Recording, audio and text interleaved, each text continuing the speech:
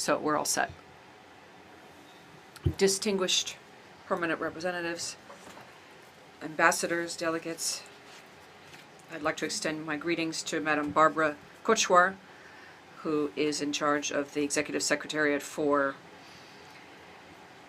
Integral Development, and we also have the Secretariat of CIDE. And as we were saying, the previous session, we have oriented the work of CIDE for this semester in order to create a constructive dialogue around energy transition and regional integration in the area of energy. All of this is about sustainability and energy security. So for this chair, it's key to work from the point of view that would prioritize affordability and efficiency in energetic cost in order to contribute from this key factor to use it and provide integral development of the region. At the same time, we reaffirm that for CIDE in the political hemispheric fora, we're addressing this in a comprehensive manner in this sectoral ministerial meal with cooperation for development and strategic partnerships to strengthen collective action. And in that spirit, I call to order this regular meeting of CIDE. First, we need to consider and approve the draft agenda in keeping with document CD/OD-167/26 Rev 2. We put that to your consideration of delegations. Please consider the draft agenda. If there are no observations, it is so approved. We will now begin the dialogue amongst member states on the topic of energy resilience and critical infrastructure, building resilient energy systems given a changing landscape.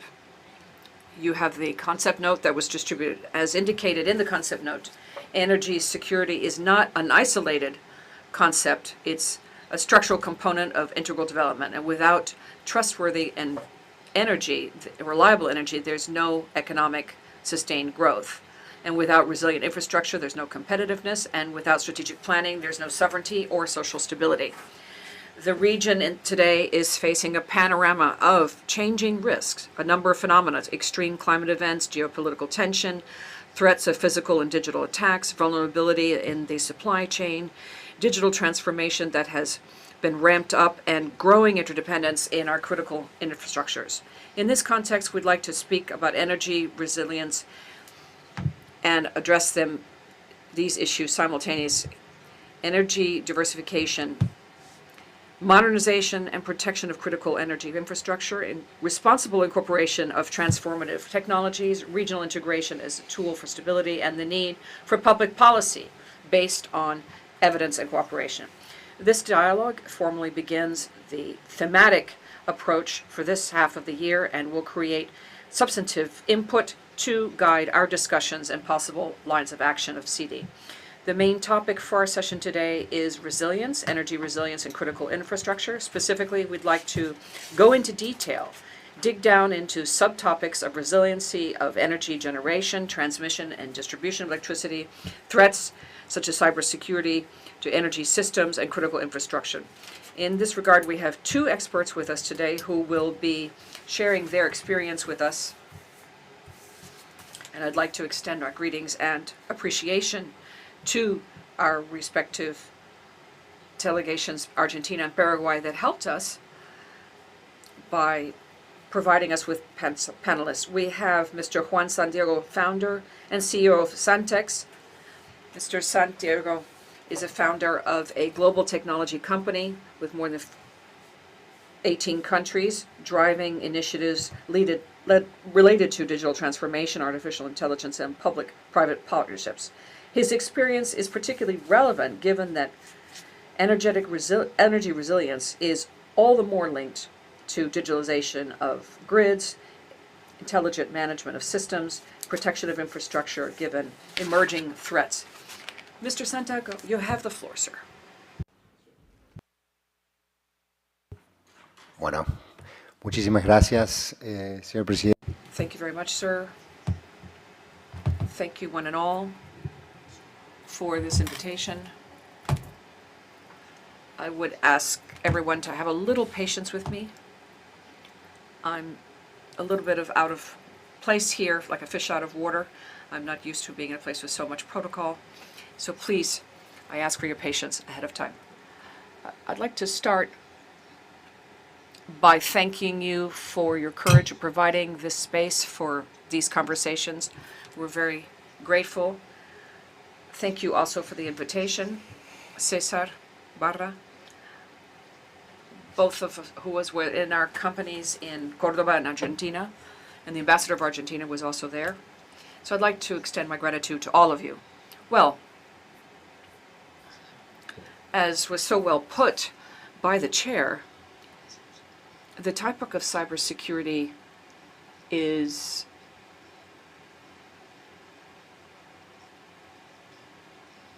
absolutely topical and at the top of the list of things to which we need to pay attention. And this is especially true because artificial intelligence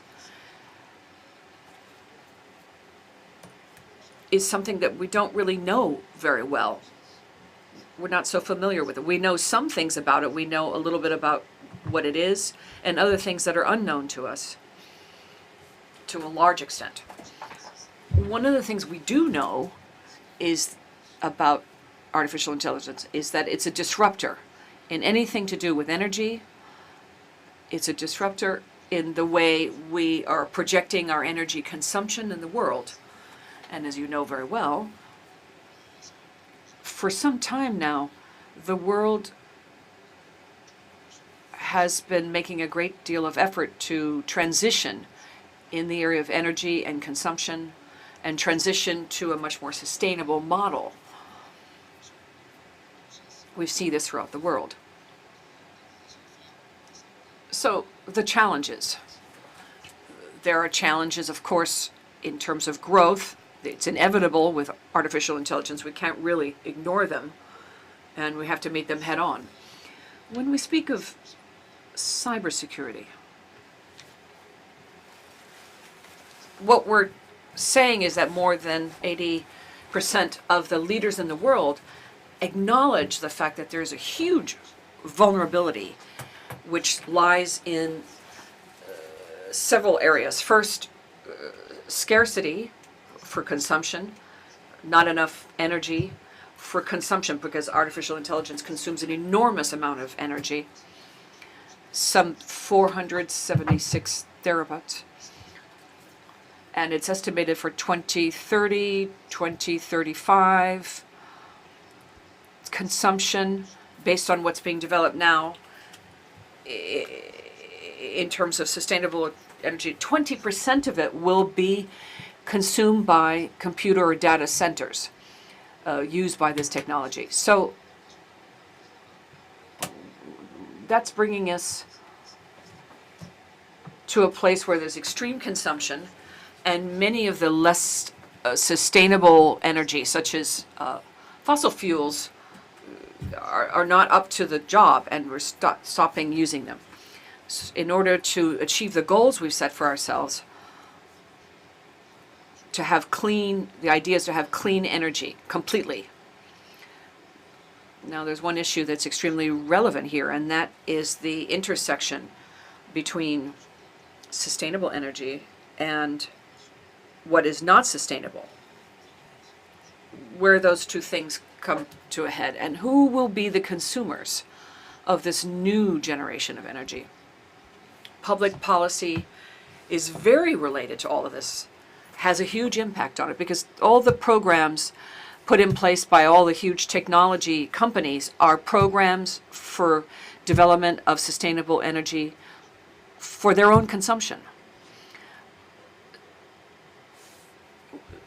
So when we say that Amazon or Meta or any of the big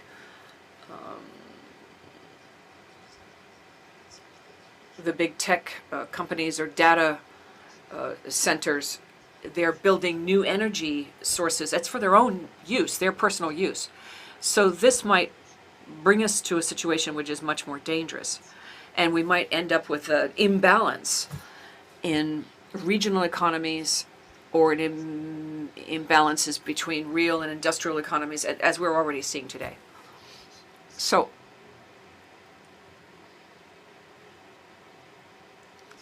if we look at the world as a single place, it's very important that public policies being developed in countries and in the region come together and that the interests are all aligned with each other. What I mean there is that there's a great deal of talk right now about digitalization of many of these things. There's talk of integration, automation. But having said all that, we're not paying a lot of attention to governance or the architecture of the growth and energy. What is the architecture that's supporting this whole change?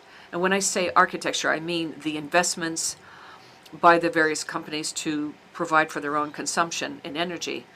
That all needs to be part of the grid, the overall grid that supplies the rest of the industries that are also important for the global and regional economies and countries' economies. So artificial intelligence will definitely give us many, many opportunities to leverage, but also many challenges to meet. And AI will also, whether we like it or not, force us to work together in order to craft policy for governance, for energy distribution, economic policies, and opportunities. And the big challenge is that we all need to come to an agreement. How are we going to work together in order to continue to maintain the equity and to make sure that those who are working in the real world industry can continue to do so in a sustainable manner? So the sweet spot, as they say, is that we need to really be focused on is that transition. The transition of energy, digital, from traditional to digital. And we need to make sure that that transition is one where we can all take advantage of the growth of the digital energy and the opportunities. What's clear is that last year there was a great deal of hype about artificial intelligence. Everybody was talking about it without really knowing very much about what they were talking about, but they talked about it anyway. And then it's been a year whereby the criteria has come to light. This year we will have to define the criteria for the use of artificial intelligence. And we need to be very careful with this because this is going to define the economic future of the world. At this point in time, it's based, in my opinion, on three main areas. The first is cultural.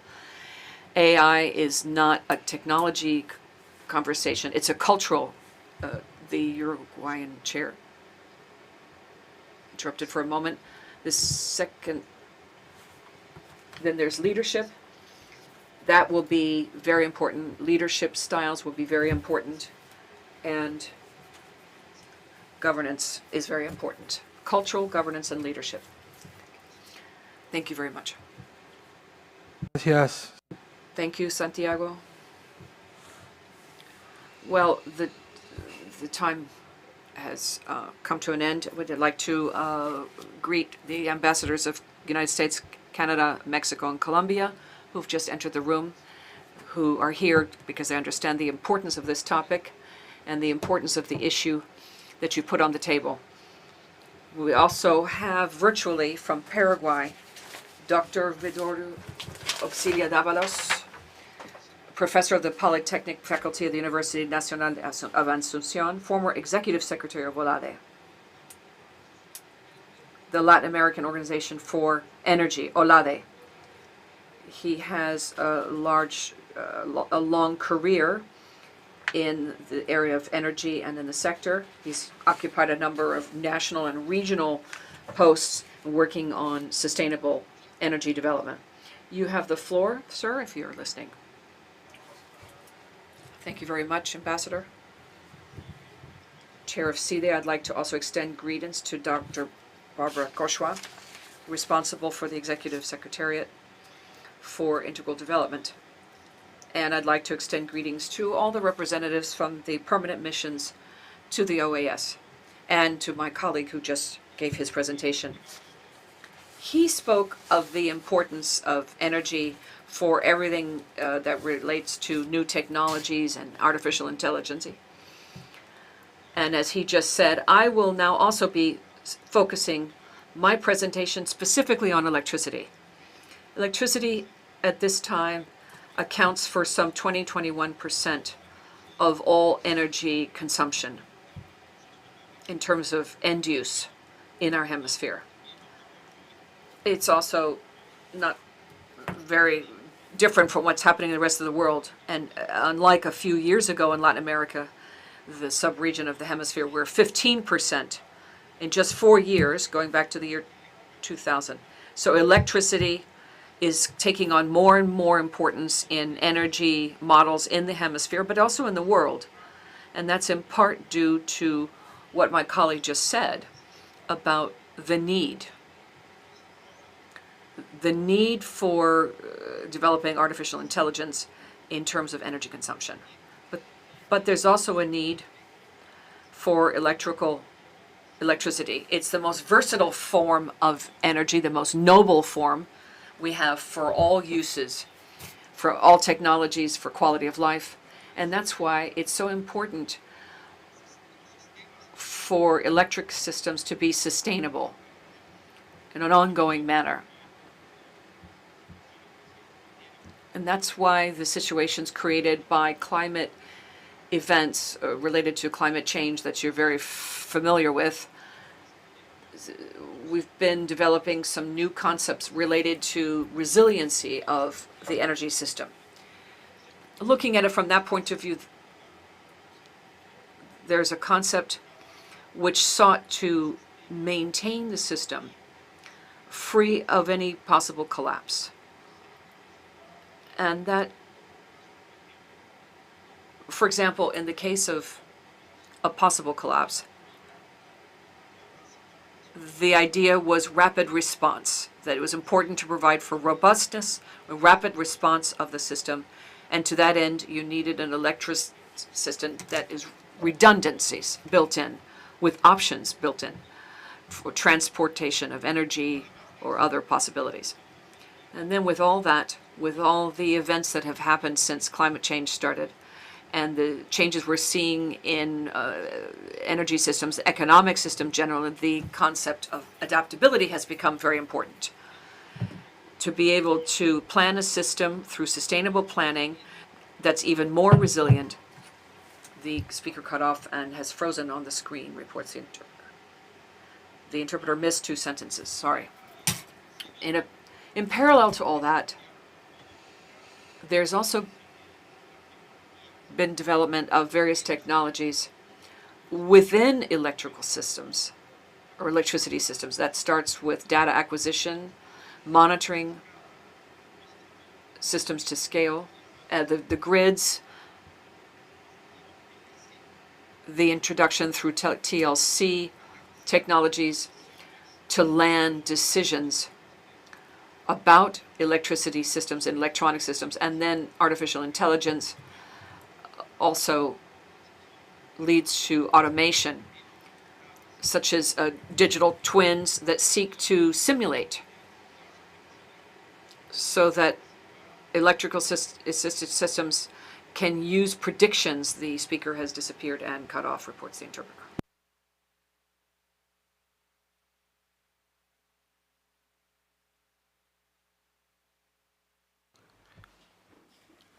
Doctor Auxilia, ahí se me está escuchando igual. Can you hear me, sir? Could you ask for the floor again on the platform? Because it was cut off. If you could ask for the floor again, we can reconnect you. Thank you.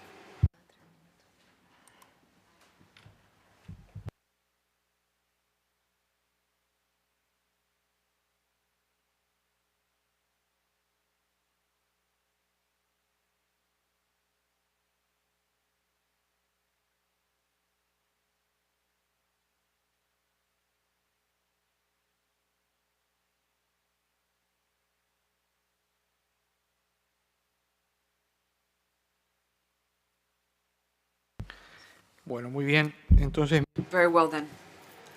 Until Dr. Auxilia comes back and we can give him the floor again, what we could do is with that start the interactive exchange with the panelists. We've had contributions on the intersection between artificial intelligence and new uses of consumption synergy. And we have these tools. Dr. Auxilia was talking about resilience of the generation and distribution of electricity. It's very topical. Both of these topics frame our conversation for today.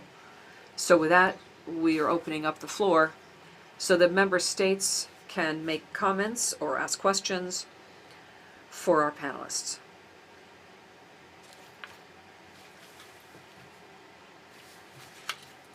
I give the floor to the delegation of Argentina.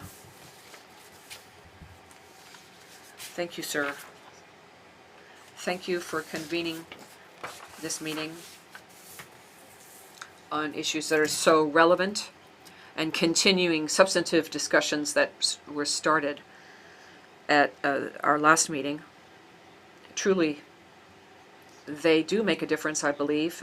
Make a positive impact because it puts on the table an agenda which is very related to what is strategic, and our countries deserve to have a strategic discussion on their respective development agendas, and I'd like to thank the Secretariat for making this meeting possible. I would further like to express my gratitude to you for convening Juan Santiago. He's a leader in the private sector and clearly understands the importance about what we've been talking about, public-private synergies, and the need for interaction in both the private and public sector in a virtuous manner. I have a question, and then I will make a statement later in my capacity as a member state or country. But I'd like to start with a question for Juan Santiago. My question is, in that in-depth but short statement, due to the time allotted, do you have any ideas in mind of suggestions of what countries might need to discuss specifically in order to imagine that scenario of concerns that he was talking about, but also to address it and deal with it? Maybe he has some ideas already that might be helpful. Put them on the table, and then we could then capture them and see if those suggestions or idea help us to stimulate further reflection on the matter. So I just wanted to give him some space to develop those ideas. Thank you, Ambassador, says the chair.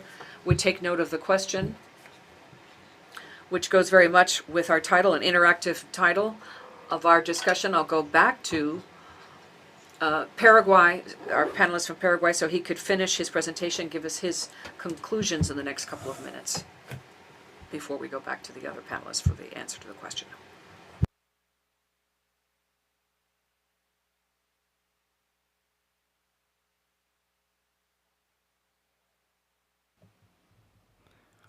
Ya, muchas gracias, presidente, ¿no? Thank you very much, sir.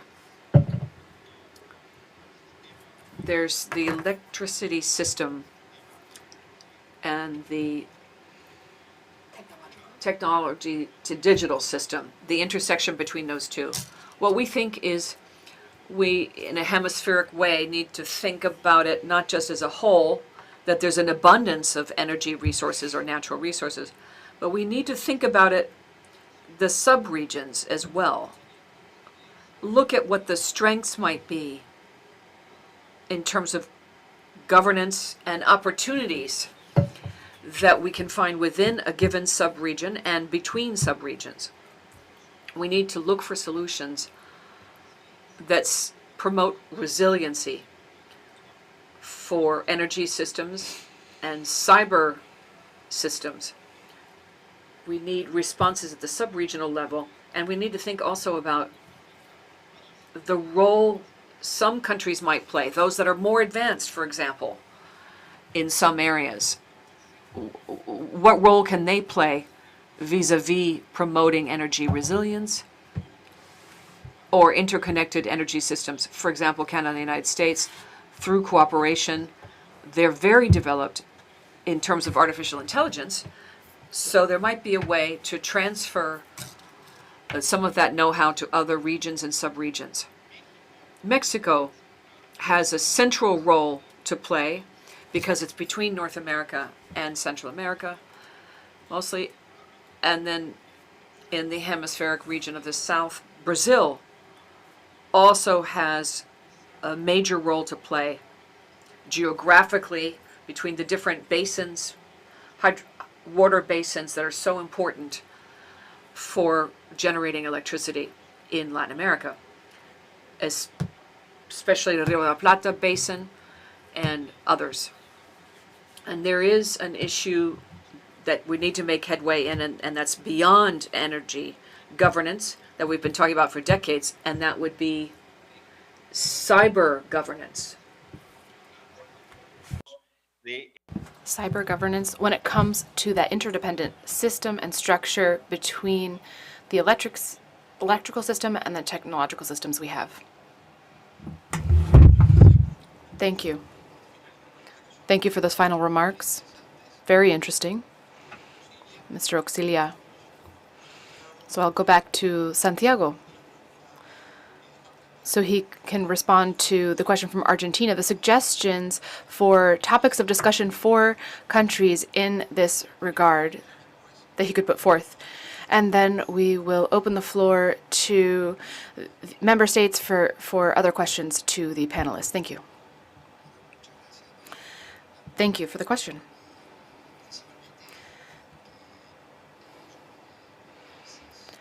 I think that what countries need to understand at the very base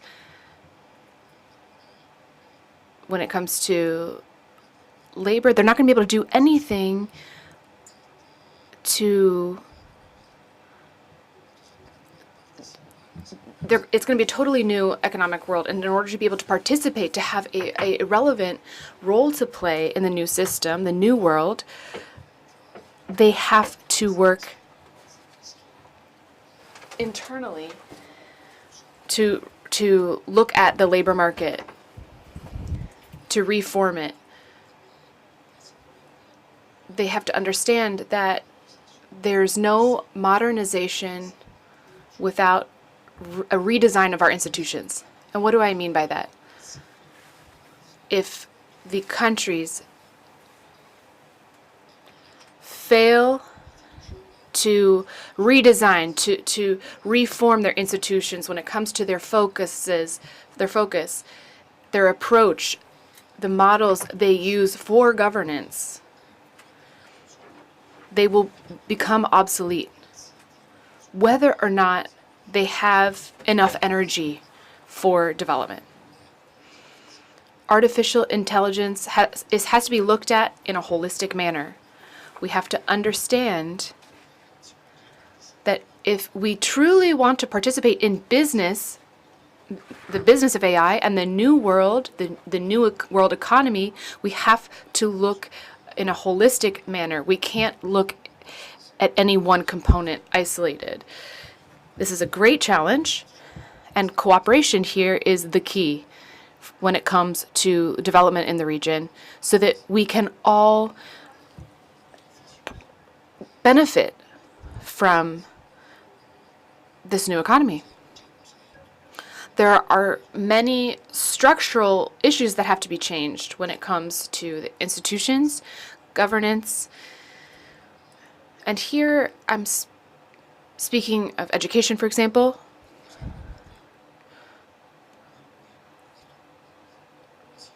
Real structural changes that have to be made, because this modernization that technology could bring us will not be taken advantage of by many countries because they will not have the institutions and the institutional power in place. Thank you.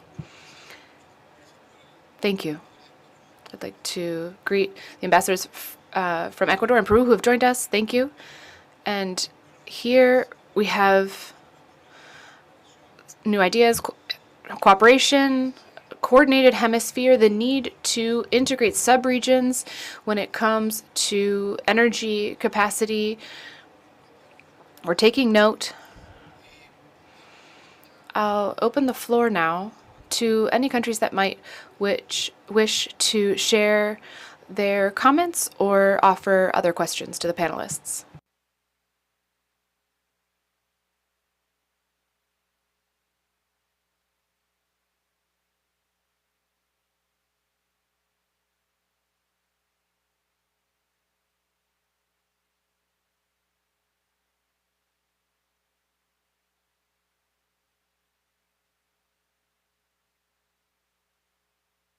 Bueno, muy bien. Okay.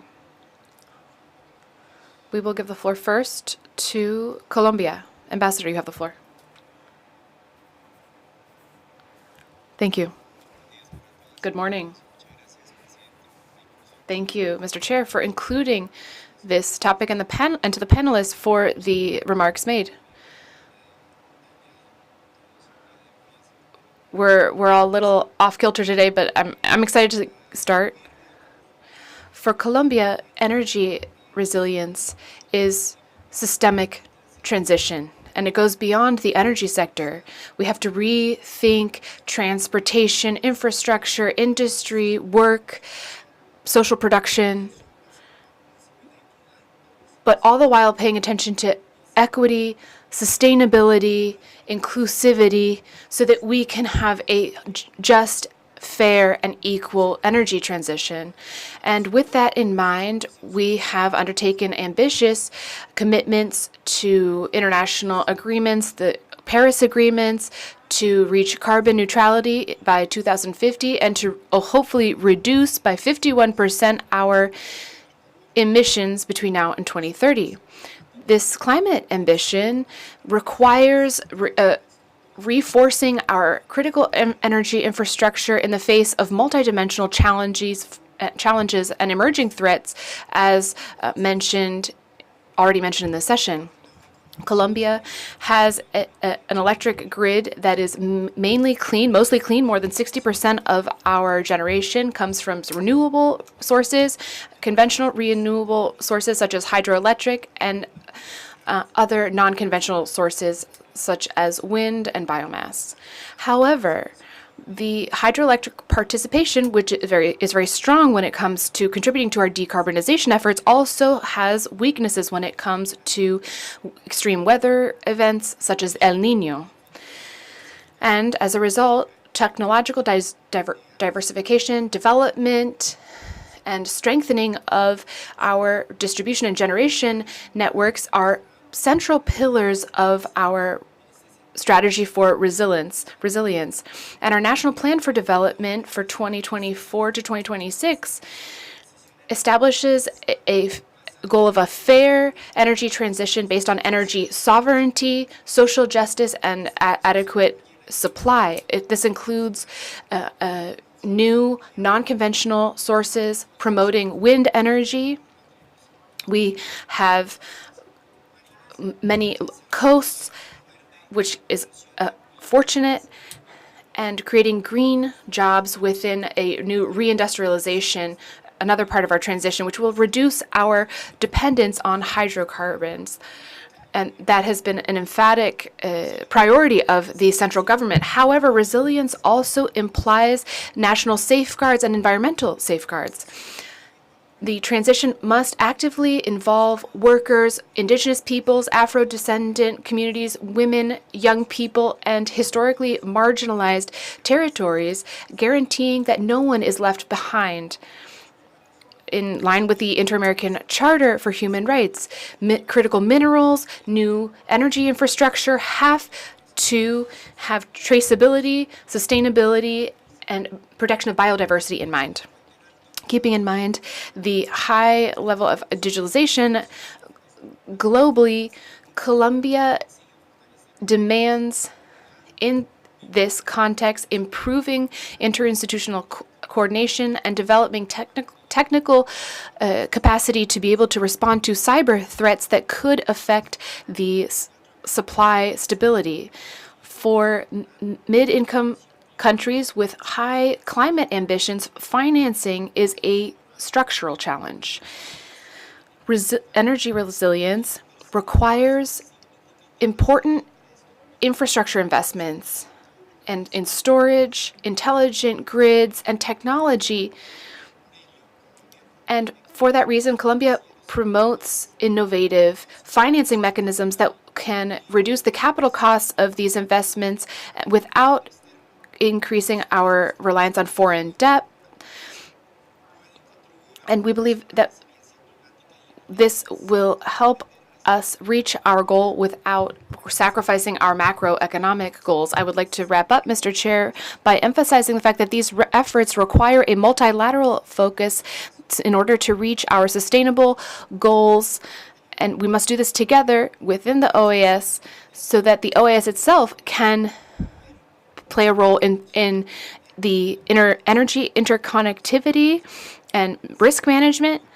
Second, the exchange of good regulatory practices for resilience and cyber security. And third, the innovation of financing mechanisms for this resilient, sustainable, and inclusive infrastructure. And for that, Mr. Chair, Colombia reiterates its commitment to a fair energy transition to build our critical energy infrastructure. We call on all member states to work together to guarantee that this transformation contribute to the well-being of our societies. Thank you very much, Mr. Chair. Gracias, embajador, por su... Thank you, Ambassador. Thank you for your remarks and the information. We give the floor now to Mexico. Thank you, Mr. Chair. Thank you to the panelists for the remarks made. Very interesting, both of them.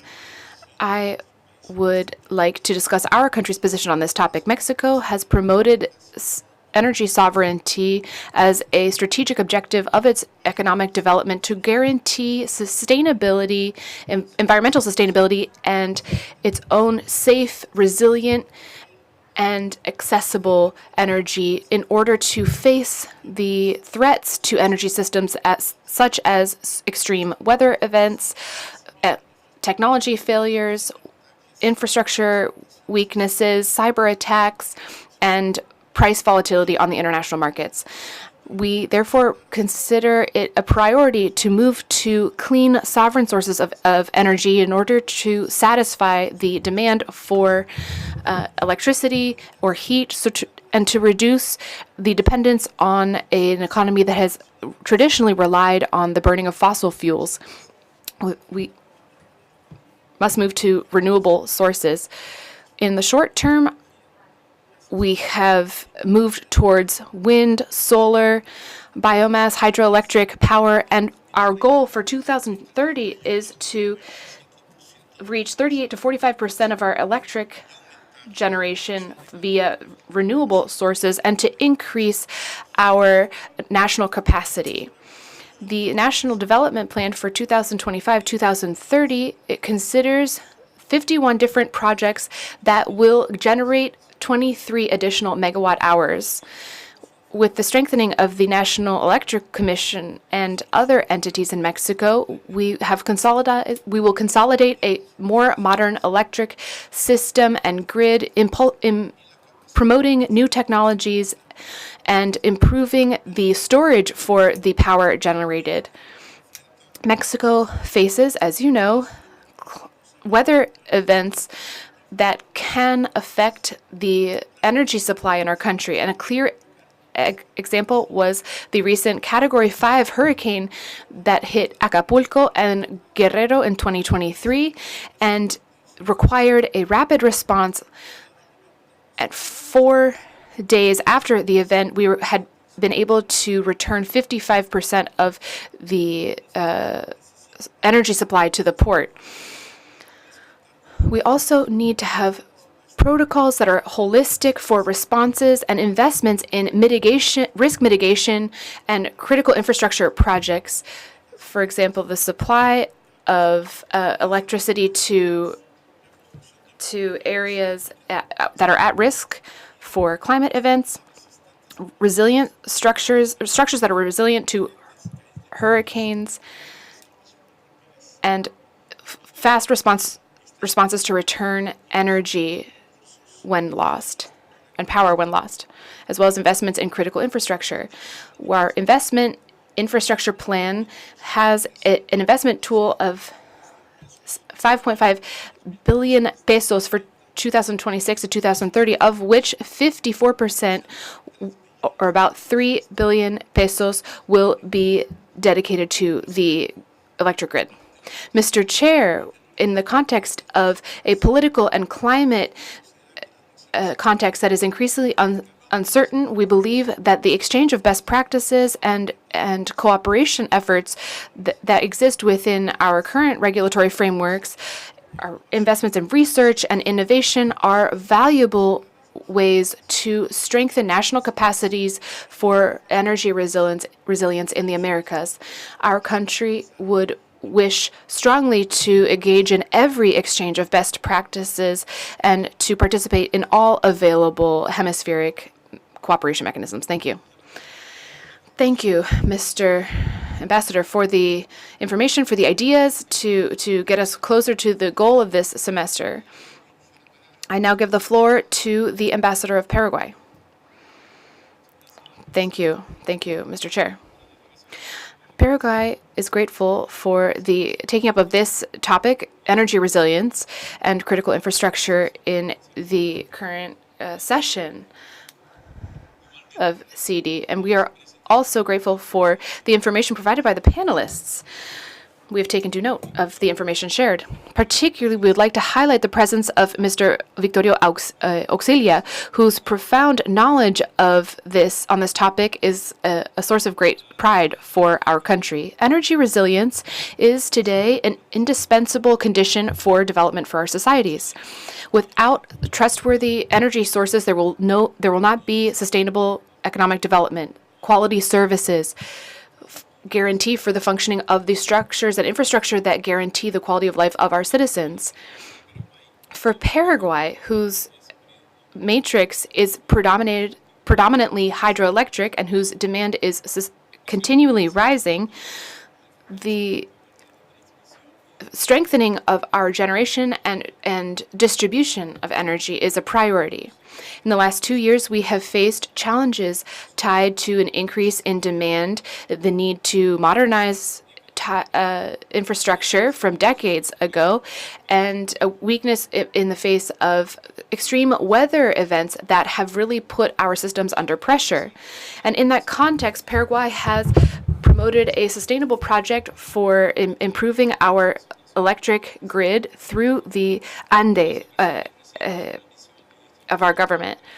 And that has allowed for great improvements in the quality of service provided. During the summer of 2025, the metropolitan system reduced by more than 56% the average length of time that power interruptions last, and reduced also the number of power outages when compared to the prior year. These are concrete results from concrete actions that were strategic in nature.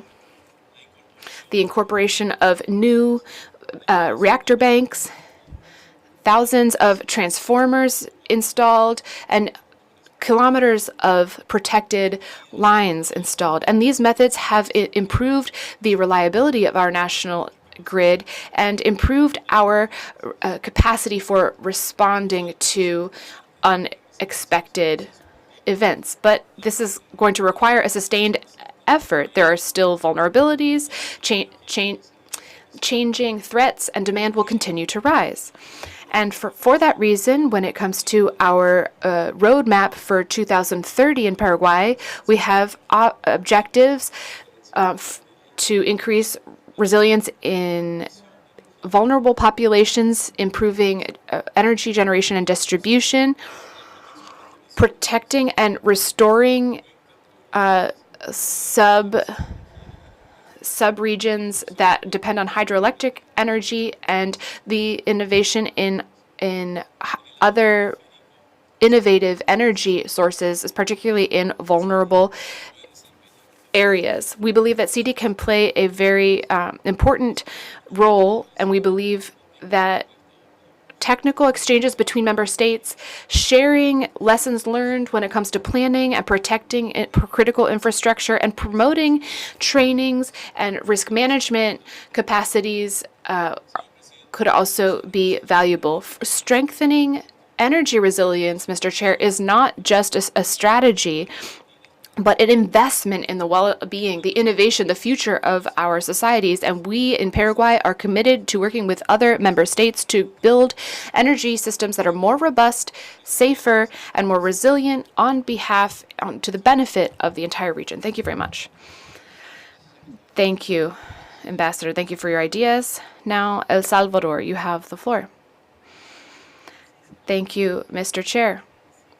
We appreciate the approach, the taking up of this topic, and as well as the remarks made by the panelists to help us recognize what to hone in on when it comes to improving energy resilience in our region. El Salvador is committed to the diversification of energy sources and uses it as part of its strategy to reduce its dependence on foreign sources, improving lives of Salvadorans. As a national objective, we have as a goal to reach 95% of electric production via renewable sources between now and 2030, with a focus on expansion of geothermal energy, solar energy, and other clean sources. In addition, we have begun a path towards nuclear generation as a key to guaranteeing development for all generations.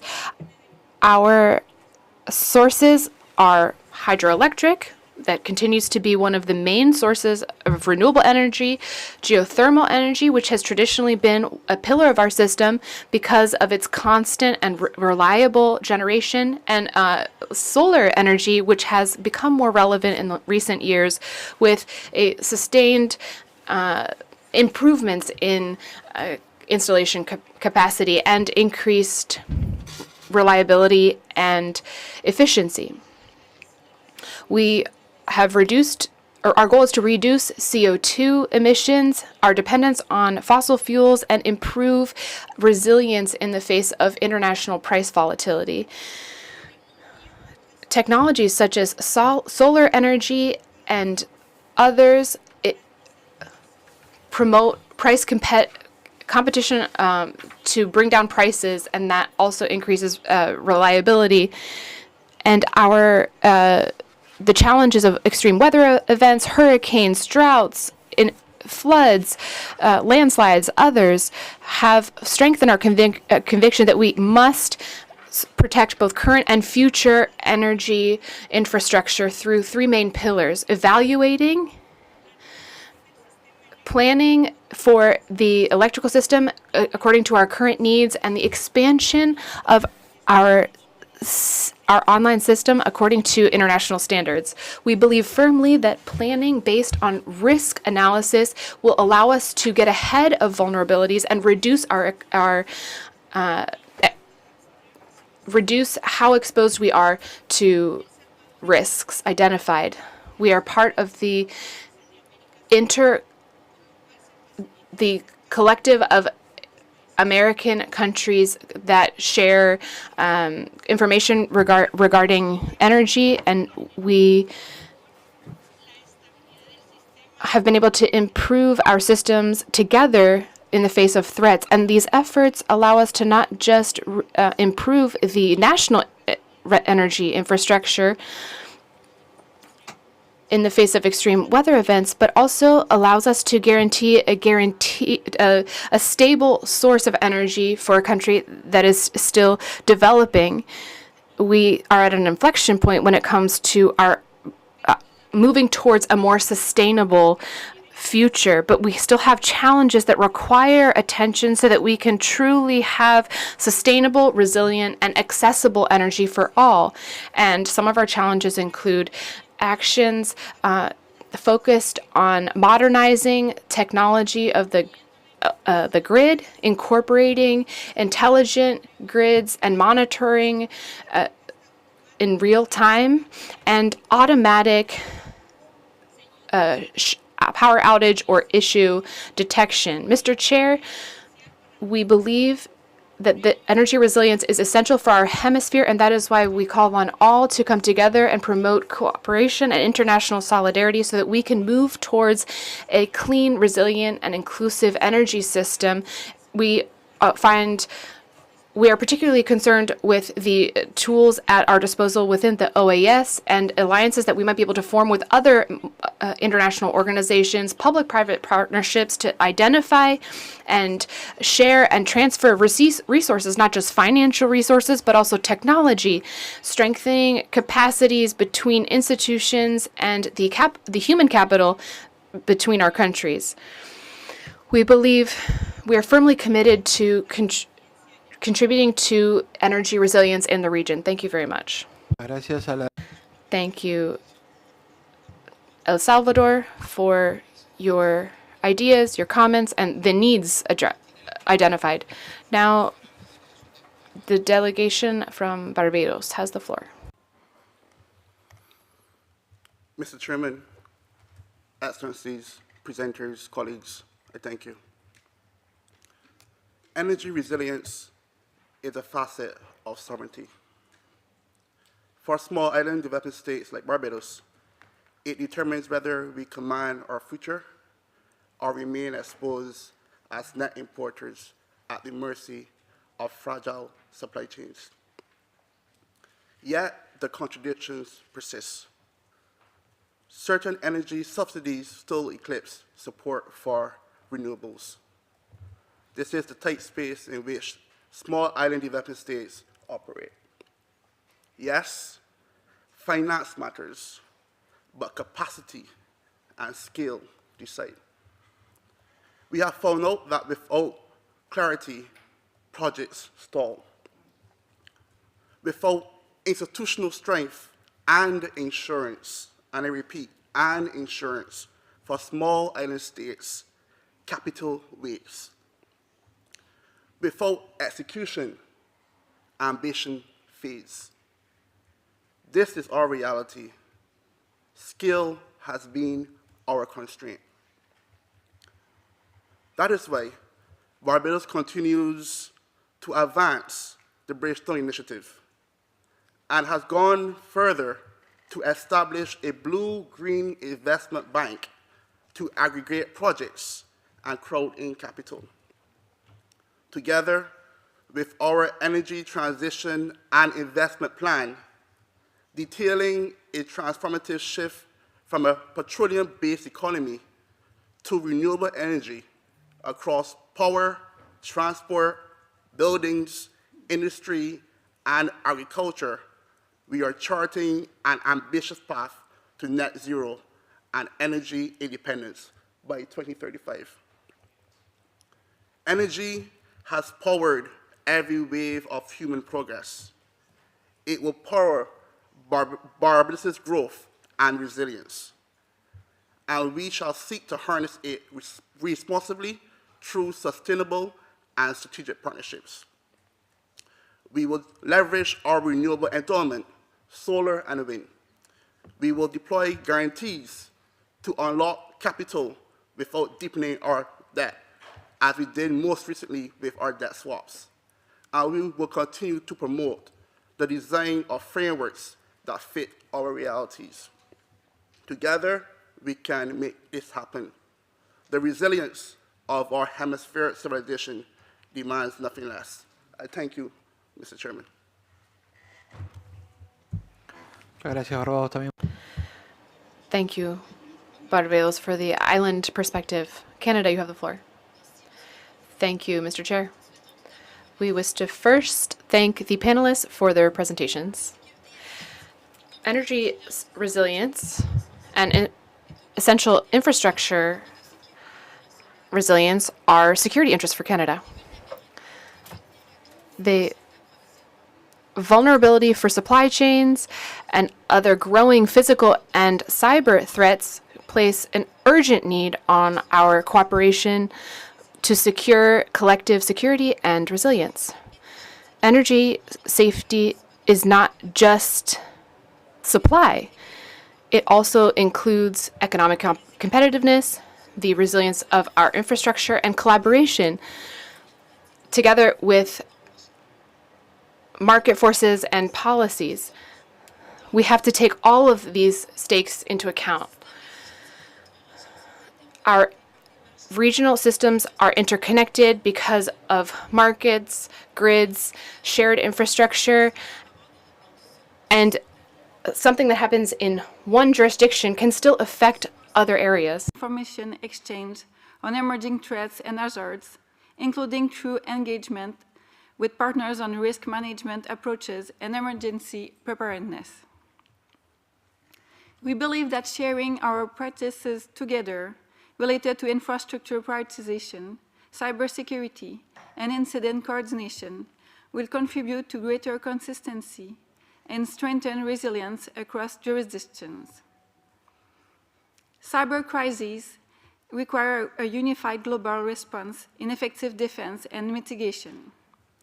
Continued collaboration and information sharing among countries is an important component of ensuring the security of our critical infrastructure and services against a variety of threat actors, both state and non-state.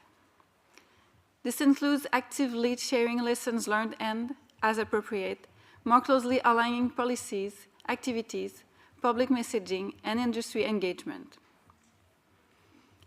Regarding economic resilience, we are keen to continue working with our regional and international partners to develop global markets and partnerships that value responsible production as a long-term strategy for reliable supply, and to bolster investment confidence in modern, innovative, and cleaner energy sources, as well as related technologies and infrastructure.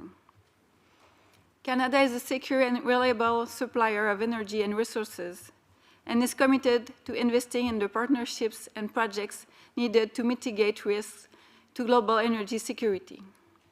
With our resources and expertise, we stand ready to work with partners to meet energy needs responsibly and predictably.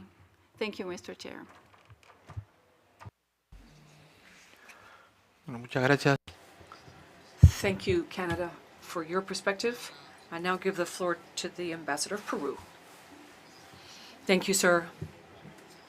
Peru appreciates the convening of this meeting of CIDE, looking at energy resilience and critical infrastructure.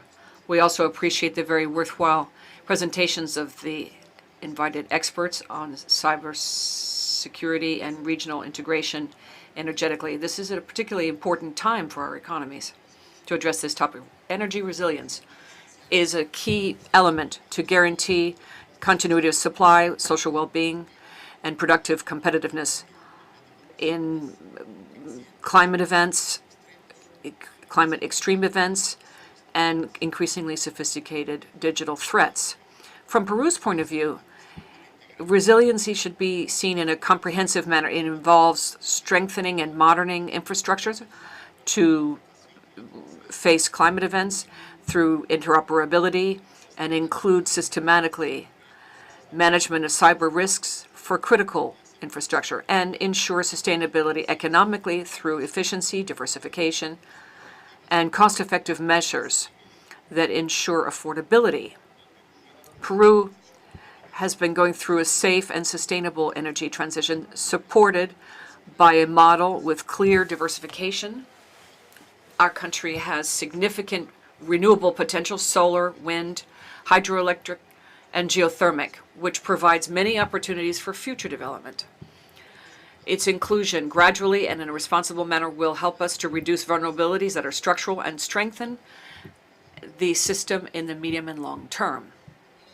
In parallel to this, we're making progress in modernization of the normative framework to promote greater diversification and competence for energy generation. Policies of efficient use of energy and electromobility, and the development of a framework that promotes green energy as a strategic sector. Moreover, underway, we have energy policy for now to 2050, accompanied with exercise on the future and the development of a national integrated plan. We want to anticipate risks, invest, and ensure consistent between the transition and sustainable development and resiliency.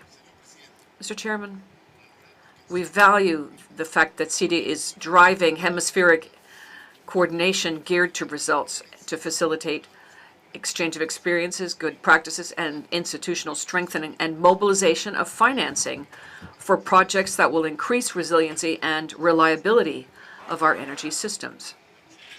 Energy resilience is not just a sector goal for our countries.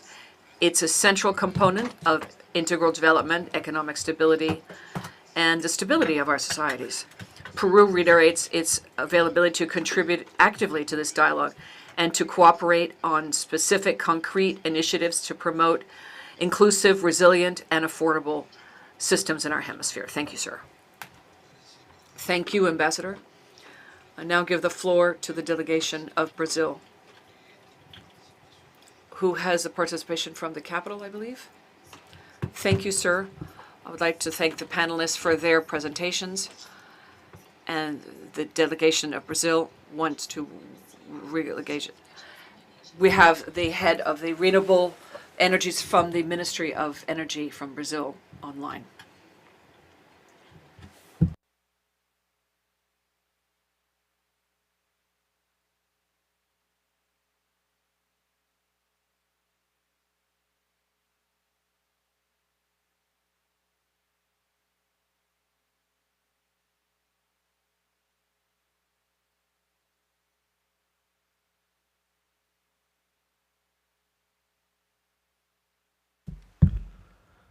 Sí, me escuchan.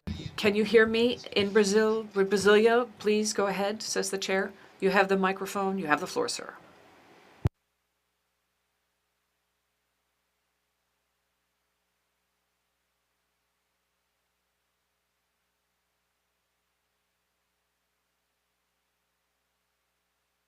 Ahora sí, adelante. Yes, now, please, Ice.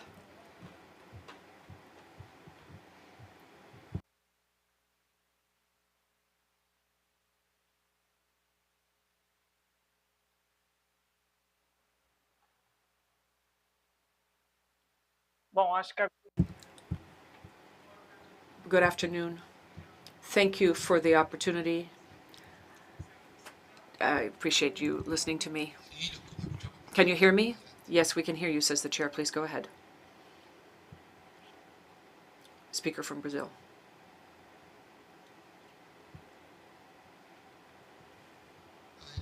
Please go ahead. Can you hear me, ma'am? We can hear you fine. Thank you for bringing this topic for discussion. It's a topic that Brazil believes is extremely important and dear to us for the future development of our countries in the region. In Brazil, we are addressing energy as a concept which is multidimensional and dynamic, which includes sustainability, affordability, supply, resiliency, given weather events, territorial, structural infrastructure.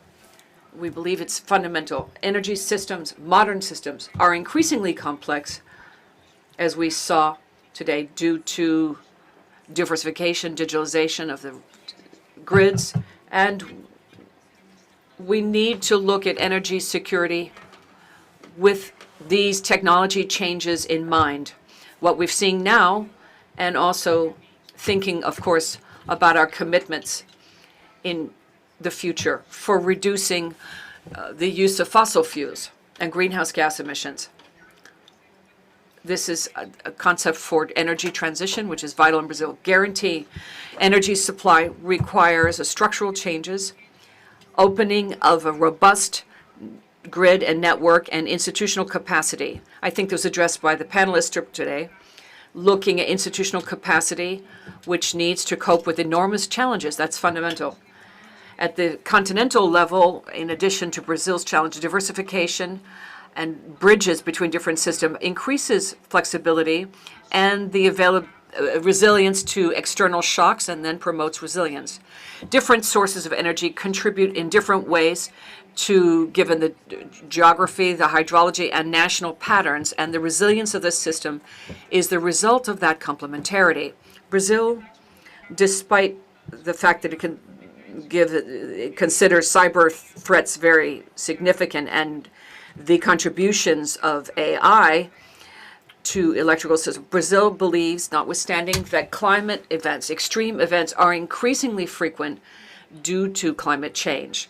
And that is actually the major threat to the systems in our region, including amongst those what we think is most important: increase of temperature, which makes the transmission of energy more difficult, and generation, especially in the countries of our hemisphere, an increase of frequency of weather event, strong winds, which can impact the structures, also with changes in ocean temperatures. This impacts the viability of the reliability of the supply, which are not just isolated events. They're especially in more remote areas. These areas can be affected. In these cases, distribution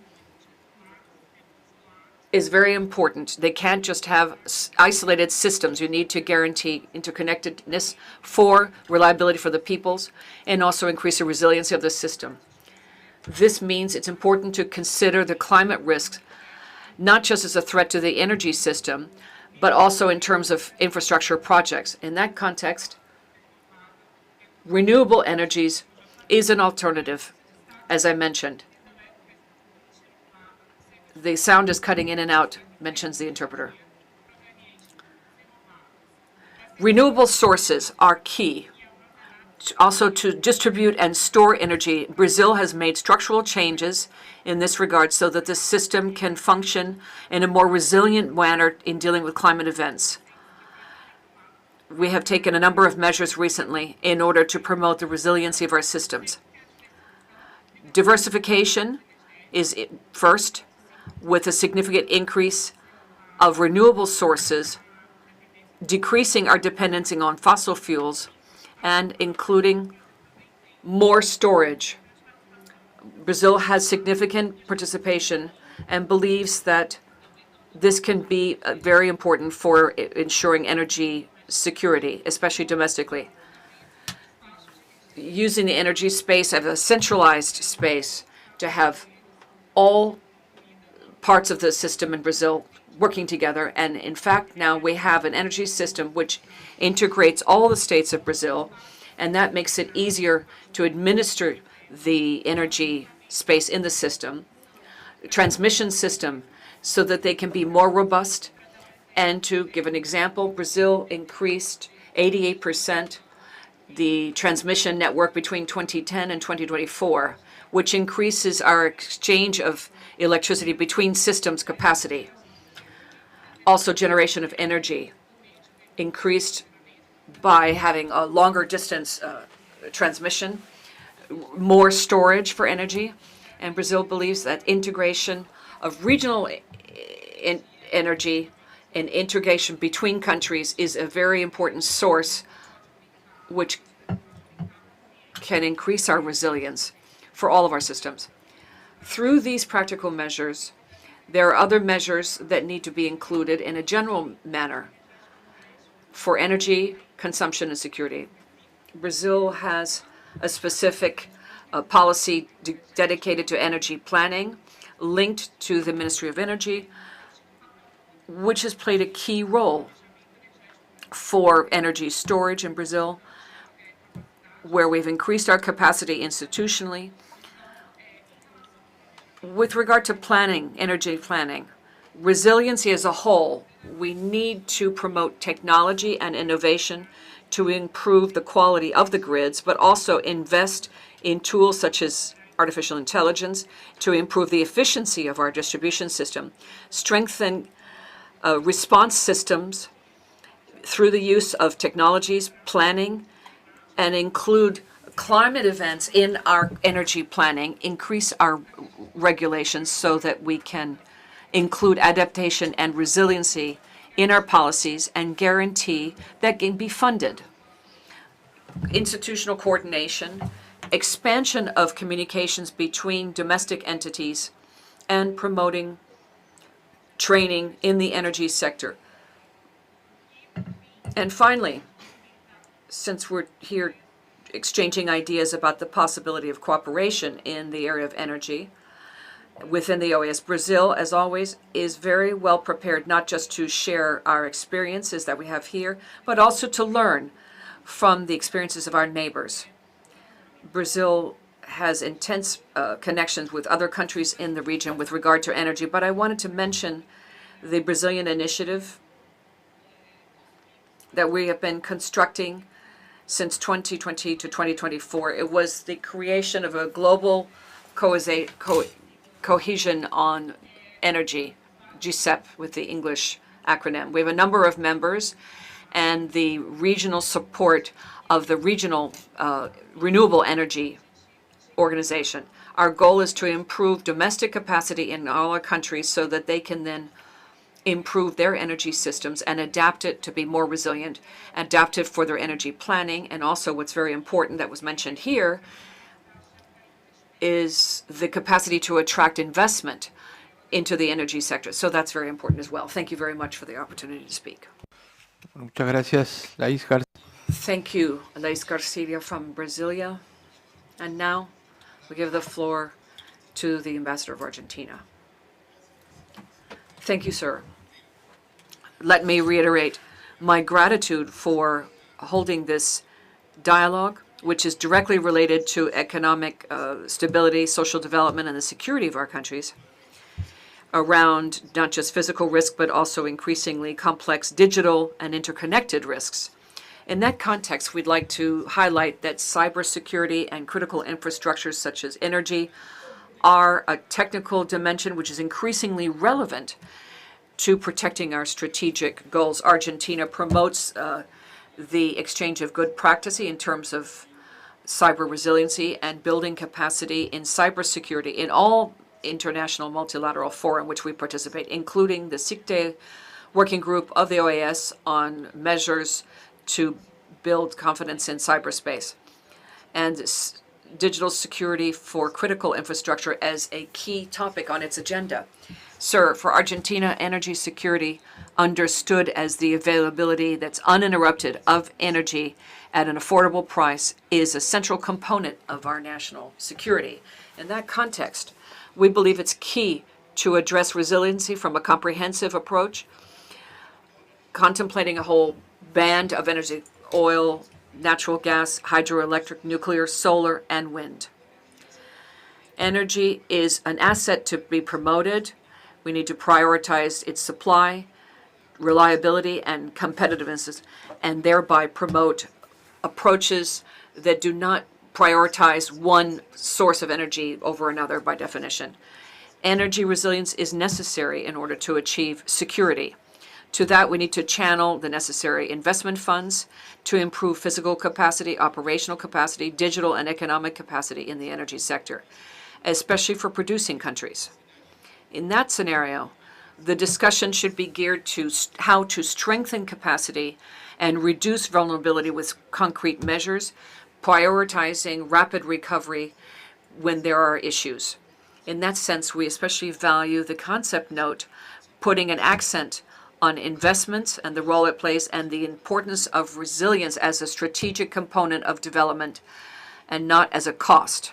For Argentina, this is especially relevant. We are making headway in a process of openness and regulation of the electric market to attract investment and allow for full leveraging of the energy sector. In parallel to that, we attach importance to regional integration both for electricity and gas. Complementarity with bordering country is a natural path in order to strengthen supply, security, and supply of energy. In the context of global access and relocalization and diversification of supply chain, for ensuring Argentina would like to be a strategic partner that is reliable in order to contribute to energy security. To that, it is key to mobilize critical infrastructure and investment, generation, transmission, distribution, storage, modernization with technology and physical protection and digital protection. Having said that, we'd like to say a word of caution with regard to normative consensus or coordinated normative frameworks or possible recommendations with regard to this issue. Experience shows that general approaches can lead to homogenization of very different national approaches, include interference with national policies which are sovereign jurisdiction in keeping with each national constitution. Therefore, preeminence of national sovereignty should be a guiding idea. We need to combine, each country needs to combine its own energy portfolio in keeping with its capacity, priorities, and circumstances without being in prejudice to technical cooperation, exchange of good practices amongst all of our countries. So with that view in mind, we believe that the main value added is through voluntary, flexible contributions geared to results. Specifically, we understand the hemispheric approach to the digitalization for building energy systems that are resilient can be seen as an area for dialogue and technical exchange with full respect of state sovereignty and the definition of their own energy policies, technology policies, as well as deciding what each country believes is its own critical infrastructure. As we know, not everyone thinks the same way. And that then contributes to strengthening regional cooperation and the exchange of experiences and good practices. Thank you, sir. Muchas gracias. Thank you. I give the delegation to the floor to the delegation of Uruguay. Thank you, sir. We would also like to very much thank the distinguished panelists who have been with us today. Uruguay is here today as a witness to the fact that long-term planning and political will can transform vulnerability into resilience. Our energy policy, consolidated as a state policy for almost 2 decades now, is not just a decarbonization strategy. It is fundamentally a strategy based on national security and sovereignty. To build resilient systems, the first step is diversification. In 2025, Uruguay achieved a major milestone. Our energy generation was made up of 98% renewable energy sources. That portfolio, led by hydroelectricity, wind, biomass, and solar energy, allows us today to operate with emissions of just 11.2 tons of carbon dioxide per ton of energy generated. This is not just due to sustainability, but also the robustness. We understand that an interdependent system independent of nature needs to be prepared to face climate variability. To that end, we maintain installed capacity that doubles our maximum demand, along with 28% of thermal support and a strong connection with our neighboring countries. This grid infrastructure, powered by the ring, ensures that the system can absorb shocks and maintain supply when there are issues. Sir, we are fully aware that climate change imposes increasing risks in 2024. We adopted the National Plan for Climate Adaptation with regard to energy, with the goal being 2050. This plan is not a static document, rather a dynamic roadmap guiding us in each decision in this area.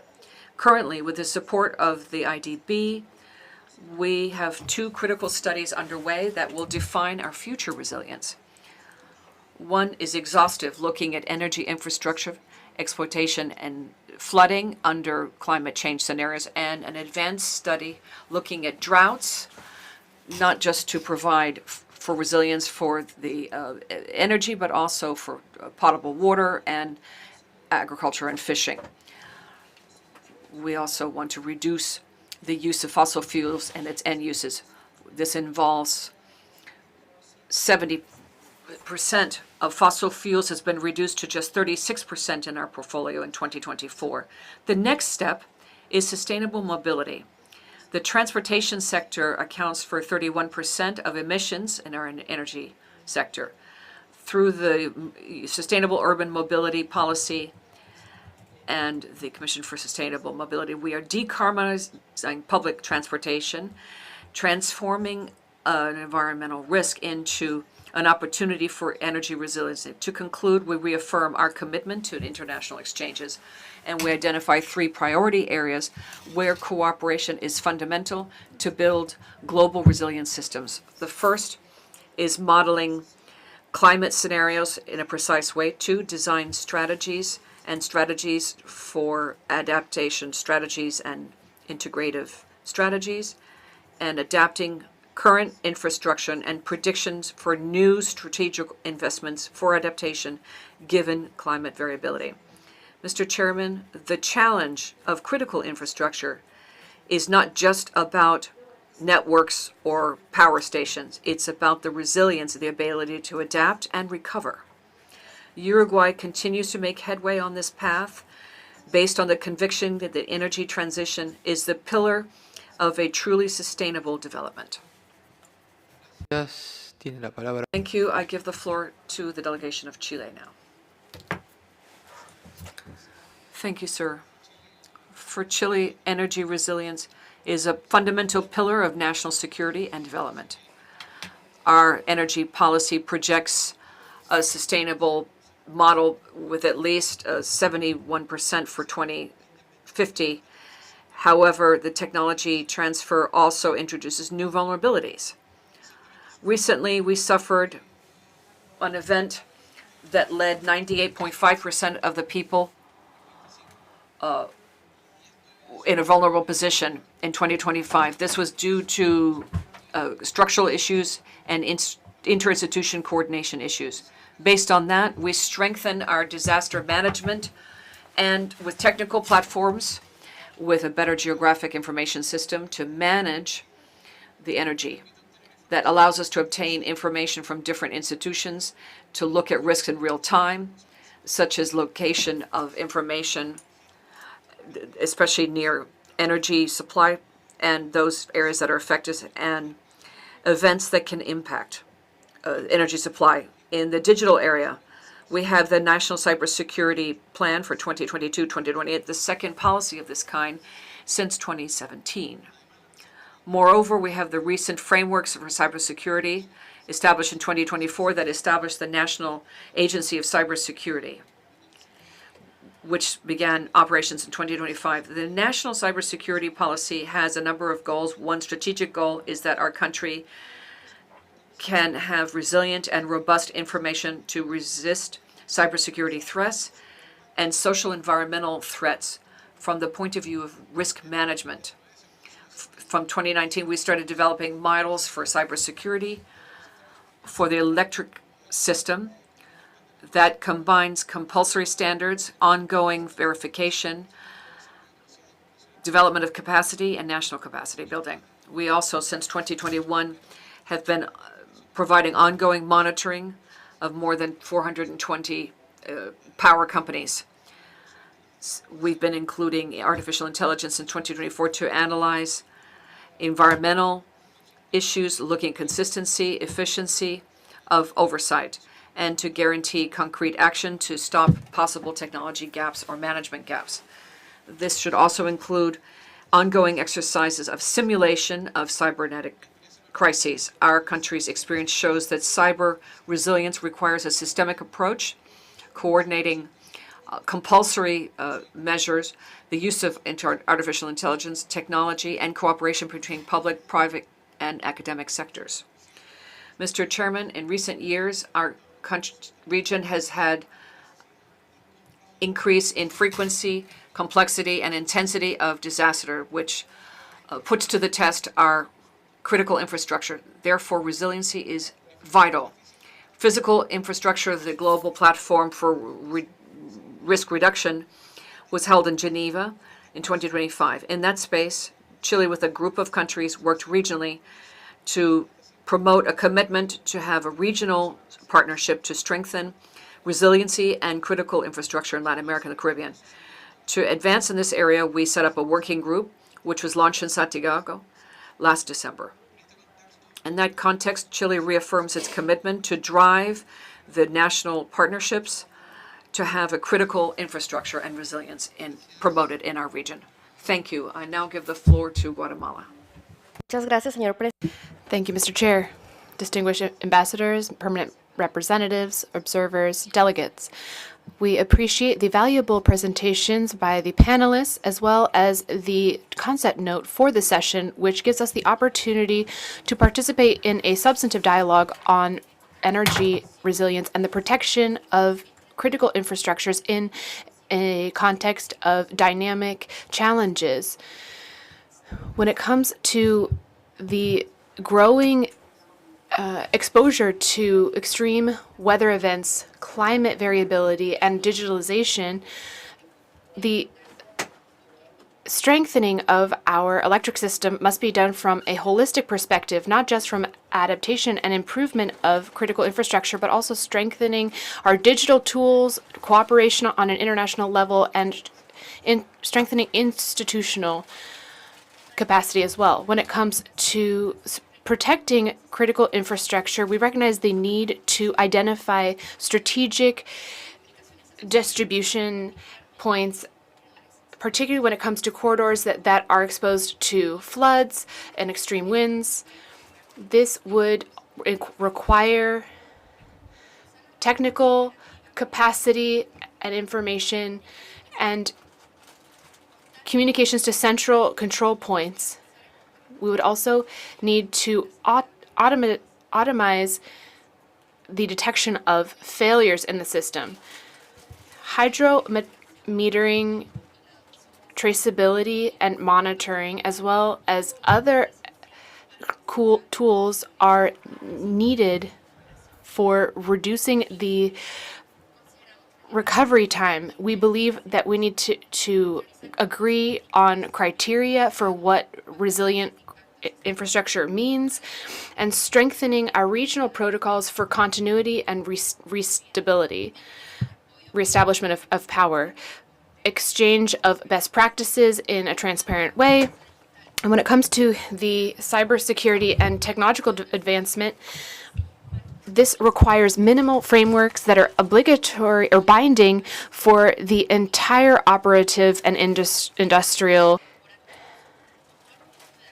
Robust access controls, authentication, constant monitoring, and security requirements, particularly when it came to critical systems such as control and supervisory or surveillance points. We need to have clear alerts for incidents, traceability, and cooperation protocols for operators. We need to harmonize responsibilities between national and regional bodies and have coordinated responses when it comes to incidents, which will all work to protect our interconnected system. When it comes to hemispheric cooperation, we highlight the demand for technical cooperation, protocols for continuity, and the greater institutional capacity for risk management and identification are necessary steps to be able to improve our energy security. Energy resilience requires a development of interinstitutional capacity building and human capital that is specialized. Guatemala highlights the importance of having key experts in discussions of critical infrastructure, industry changes, and operations. Mr. Chair, in increasingly interconnected electric and digitalized systems, this is a structural component of our sector's stability and security. We are willing in Guatemala to continue cooperating to provide sustainability and security on an energy level throughout the hemisphere. Thank you. Thank you. Costa Rica, you have the floor. Thank you, Chair. Good morning to everyone. Thank you as well to the distinguished panelists who enriched our session today. We recognize the importance of placing this topic at the center of our hemispheric agenda, and that's why we believe that it's very important to hear about the challenges, both physical and digital, that have been shared not just by the panelists, but also by the member states themselves in their different interventions. When it comes to Costa Rica, we would like to contribute a few lessons learned and best practices as well for all. First, we'd like to reflect on the topic of the energy transition, which in our country has a multidimensional focus on resilience, just as that which has brought us together today, and that's because our electric matrix has been led by renewable energy recently. In particular, we have almost reached 100% annual renewable dependence, and that's propelled by hydroelectric power, which provides more than 55% of our matrix, our portfolio's energy. Then we see wind energy, rapid expansion of solar and biomass energy as sources. And that has given us a clear lesson to choose those sources that bring us to long-term sustainability and flexibility. When it comes to resilience, we can also talk about the modernization and digitalization of our grid. And our country there has made advances when it comes to improving networks and the management of the grid, supported by international financing mechanisms, the IDB, IDB Invest, which has allowed us to improve the reliability of power and the efficiency of our network as well. And when it comes to energy resilience, we can also point to the strategic investments that we have been making long-term and in a sustainable way, promoted by within the country, modernizing our electric infrastructure, reinforcing the transmission system, and public lighting. The costs of adaptation are less than the cost of reacting to an event. And we've learned three things. Energy resilience is multidimensional. It's physical, operational, digital, economic. Planning, energy planning is multidimensional as well, and it has to have a risk and disaster management focus, as well as a focus on cybersecurity to protect against cyber attacks. We were also the victim in Costa Rica of a very serious cyber attack, and that really gave us a lot of lessons learned. And actually, thanks to the support from the OAS to our national authorities, we learned quite a bit. And that brings me to the very important point of regional cooperation, because we need to be able to improve our cross-border resilience because our systems are so interconnected. And that's why we suggest that we focus in this exercise that we're doing today within the framework of CD on a few topics. First, continuing to promote the strengthening of capacities of institutions, human capital. The OAS has several tools and channels for that cooperation, for risk management, for example, and also promoting regional energy integration with a focus on resilience, which you've already proposed, Mr. Chair. Thank you very much for having focused from the beginning on that, because we want to promote but also establish cooperation mechanisms that will go into the future, that will be institutionalized. That's a shared challenge. We've seen it. We've talked about it today. In all of our countries have pointed to the need for a regional tool for reacting. And within the system itself, when it comes to coordination for hemispheric security, the Inter-American Committee for the Reduction of Natural Disasters, which would be key here. We always talk about in CEPAL and the IDB. We need to talk about SICA, sub-regional topics, sub-regional groups as well. The sub-regional group of Central America and the Caribbean, for example. And last, sir, I would like to mention this as an essential mechanism for social well-being, economic stability, and integration. And we are completely willing to continue working with you, sir, and with all those bodies that work with the Secretariat on this very important topic. Thank you. Thank you, Madam Ambassador. United States, you have the floor. Thank you, Chair. As you know, the Trump administration is focusing on prioritizing our hemisphere, our region, our shared opportunities and goals. The United States 2025 National Security Strategy emphasizes the importance of the Western Hemisphere and the unique resources, both natural and human, that we share. The strategy elevates our hemisphere as a top strategic priority. It also emphasizes, amongst other things, an energy framework, redefining energy as a core national security asset. In addition, the America First Energy Strategy aims to leverage regional resources and partnering with our hemispheric allies to ensure energy security. Energy security is a key to our region's development, economic, human, and social, and beyond. The United States' efforts to increase our partnerships with our regional strategic allies complements our objective to secure supply chains, deepen our country's economic connections, and reduce dependencies on extra-regional actors. From raw materials to finished products to critical minerals to energy, the United States views the energy security as the foundational to economic development. To this, we must work and collaborate closer than ever before. We must strengthen regional energy infrastructure and supply chains. We must promote diverse energy sources, including geothermal, liquefied natural gas, and nuclear energy. In this regard, the United States is supporting a nuclear energy renaissance that features next-generation reactors, small modular reactors, and advances civil nuclear technology as a reliable energy source. Indeed, we are promoting civil nuclear energy partnerships. Just over a year ago, the United States signed a memorandum of understanding concerning strategic civil nuclear cooperation with El Salvador.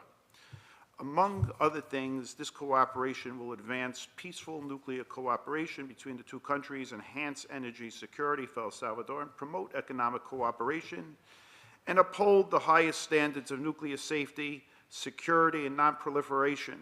Similar arrangements can be reached throughout our region, throughout our hemisphere.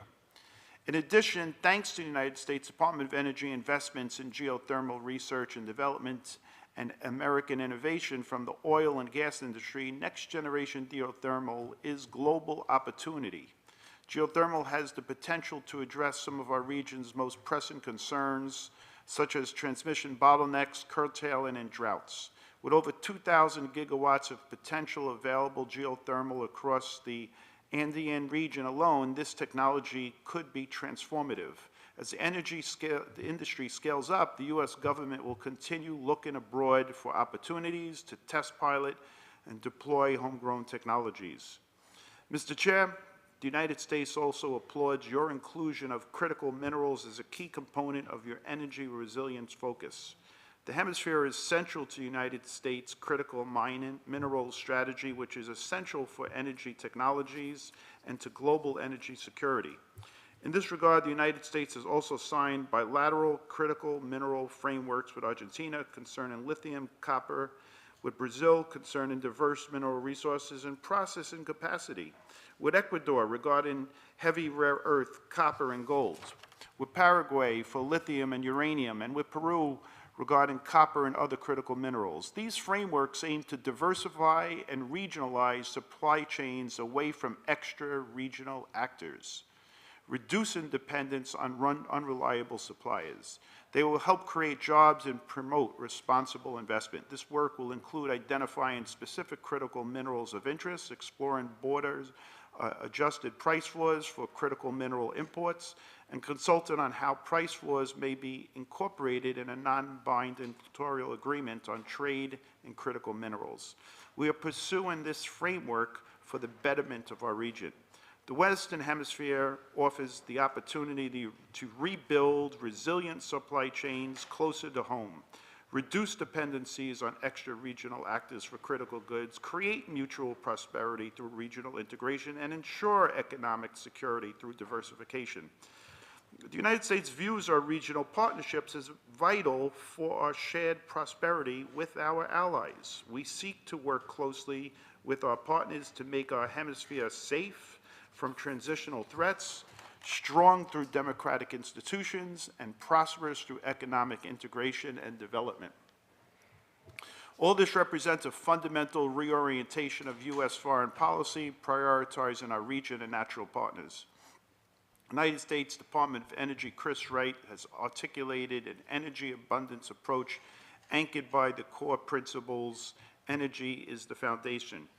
As it relates to our region, this translates into support in all energy sources, prioritizing affordability and reliability, enabling partner nations to develop their resources, creating jobs and economic opportunity. Mr. Chair, the United States looks forward to continuing to work closely with you throughout your chairmanship of CETI.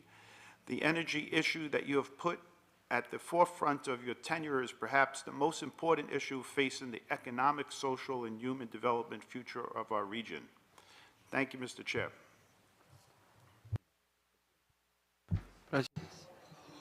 Thank you, Mr. Ambassador. To close this round, the representative from St. Kitts and Nevis, you have the floor. Distinguished Executive Secretary, excellent permanent representatives, esteemed alternate colleagues, thank you and good afternoon. First, allow me to recognize the enlightening contributions by our panelists while thanking you, Chair, for offering this topic for consideration. Chair, my delegation is honored to share our perspectives as we continue our nation's transition toward a sustainable, resilient, and forward-looking energy future. Over the past year, St. Kitts and Nevis has made significant strides in advancing policies, programs, and partnerships that not only support our national development, but also align with the hemispheric goals for clean energy, climate resilience, and sustainable growth. As such, our Cabinet has approved a comprehensive electric vehicle transition policy and action plan outlining a clear vision for sustainable transportation in our country. Further, we have launched the Solar Rise program, which incentivizes the installation of rooftop photovoltaic PV systems and introduces a mechanism allowing consumers to receive payment for energy that is fed back into the grid. This empowers households and businesses alike to become active participants in our clean energy transition. However, Chair, our efforts extend beyond policy into community engagement and capacity building. This year, our Career Day initiative was expanded into a 3-day event for students across the Federation. Under the theme, Powering the Future, Your Role in the Energy Revolution, students explored energy sector careers and interacted with industry professionals. Similarly, during CARICOM Energy Month, we organized several national activities under the regional theme, Invest, Innovate, Sustain, leading the charge in renewable energy frontiers. In these ways, St. Kitts and Nevis continues to play a leading role in regional cooperation. Under the Organization of Eastern Caribbean States, work has begun on a green print, a roadmap initiated by our Minister of Energy in his role as chair of the OAS Committee of Energy Ministers, underscoring our commitment to a harmonized and ambitious regional energy transition. Now, Chair, our Federation is industriously advancing our most transformative undertaking, geothermal energy development on Nevis. So, in this comprehensive thrust, several physical projects and international partnerships are in progress. These include a microgrid installation by the government of Taiwan, solar PV systems under the SKN 100 project, and additional solar investments supported by the government of India. We are also thankful for consultancies financed by partners such as the OAS, the European Union, the World Bank, and the Eastern Caribbean Central Bank, to name a few. These initiatives are strengthening both grid resilience and renewable energy penetration. In closing, Chair, St. Kitts and Nevis remains deeply committed to advancing renewable energy, electric mobility, energy efficiency, and climate resilience, not only for the benefit of our own people, but as part of a shared responsibility across the Americas. With continued collaboration, investment, and innovation, we believe our region can serve as a global model for a just and sustainable energy transition. Thank you, Chair and colleagues.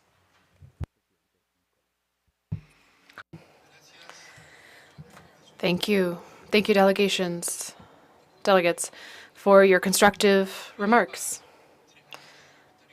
I've got 3 minutes to wrap up with the panelists and then do a summary. Victor Auxilia from Asunción in Paraguay and Santiago, you have the floor for your final remarks. Victorio. Gracias, presidente. Victoria.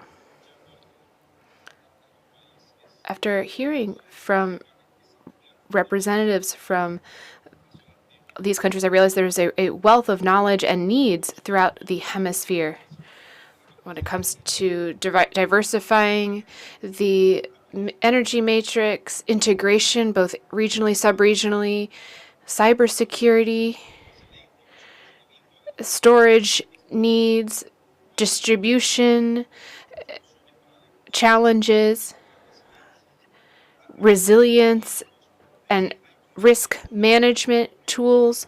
There are so many opportunities here for us to collaborate, not just in exchanging experiences, which are important, but also in putting together teams, human teams, to scientific, technological collaborations.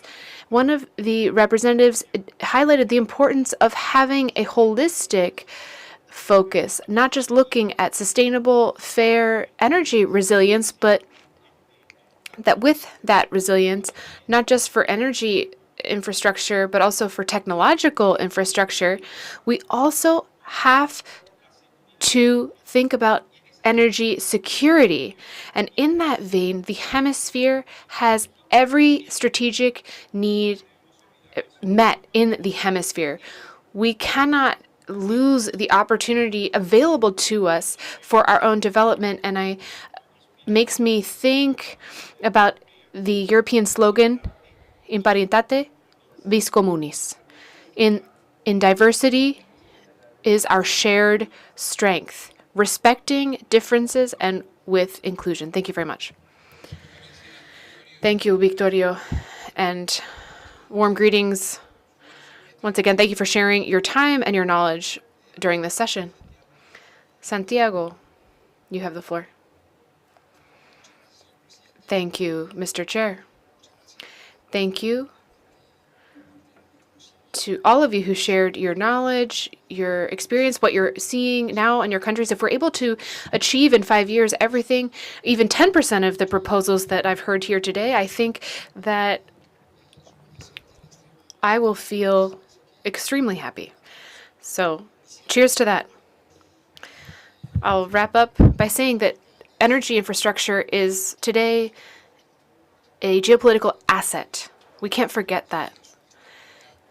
And its stability impacts investments, trade, competitiveness, trust, citizens' trust. The ambassador from my country mentioned something that I thought was very important, which has to do with sovereignty. It's incredibly important that we keep in mind that developing these capacities in our countries needs to guarantee sovereignty, all the while cooperating, but keeping that in mind. This is resilience is an institutional responsibility. Critical AI that is well managed is key. And that's why I identified 2026 as such an important year. And we can't forget 2 other important things. First, technology does not have aspirations. Humans have aspirations. There's no digital progress that will not, at its heart, be human progress, and that is what we have to aspire to. Thank you very much. Thank you, Juan. And once again, thanks for your knowledge and time gifted to us today. To wrap up, I will use the floor to Mr. Mark Lambridis, the head of the Department of Sustainability for the organization. Mark, you have the floor. Thank you, Mr. Chair. Thank you to Juan Santiago and Mr. Auxilia for their excellent presentations.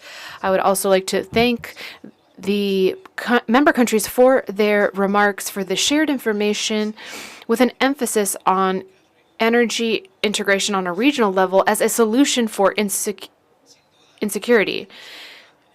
Energy security is, and particularly resilience, has to take into account modern structures to face physical and digital threats. We have to reinforce cybersecurity together with critical infrastructure that is flexible and up to the task. This is absolutely fundamental, and we've seen that highlighted today in the remarks made. In your presentations and from the comments offered up by member countries, we heard about the importance of critical topics when it came to energy security, including the relevance of public policies for energy safety, the importance of cooperation and interconnections amongst countries of the region, the importance of diversifying our energy generation portfolio, and the need to make investments in modernizing our electric systems, both physical and digital. These are topics that the technical secretariat of SEDI has put on the table for consideration by the part of member states for a new focus in its energy initiative called the Alliance for Energy Safety in the Americas, or ESPA. Thank you, Mr. Chair, for your leadership, and we will take all of the information offered today for the design of the ESPA Alliance. Thank you very much. Thank you, Mark, for that very precise summary. And I hope that we can dedicate our time this session to the importance of energy resilience and safety or security. And the channels for cooperation that you've mentioned are so necessary. I am now going to make a small change to the order of business, since we lost some time in taking up this first point. And I will now move on to point 4 on the cooperation agreement between the Executive Secretariat for Integral Development and the Ayuda en Acción Foundation from Spain. We will now, to wrap up, then we will hear the presentation of the draft 2026 work plan of SEDI, which had previously been point 3, and there we can free our volunteers who had been waiting to speak. And I will give you a moment to get ready. And in the meantime, I will give an overview of this agreement. CD coordinates policies between member states, but also with regional and global actors for hemispheric impact on development. And within that framework, we highlighted the cooperation agreement between SEDI and Ayuda en Acción. That agreement reflects the importance of public-private partnerships and civil society in order to advance towards shared goals in social inclusion, sustainable development, and institution and capacity building. And first, I would like to invite Ambassador Carmen Monton of Spain, Permanent Observer Spain, to the OAS for her remarks. Madam Ambassador, you have the floor. Thank you, Mr. Chair. Lanza, Director of Ayuda en Acción, Jorge Cataneo, and a special greeting to the delegation that companies, Mr. Falizan, the director for the Americas, Jaime Diaz, who is the director of Strategic Alliances. Colleagues, I'd like to first thank you for including this point on your order of business and allow me to speak on behalf of Spain, the satisfaction being able to support this cooperation agreement between SEDI and the Ayuda en Acción Foundation. This is an agreement that brings together commitment from and actions from Spain as a long-standing observer to the Organization of American States and its member states. Spain and the OAS have worked together to create a relationship over more than 5 decades that has strengthened recently.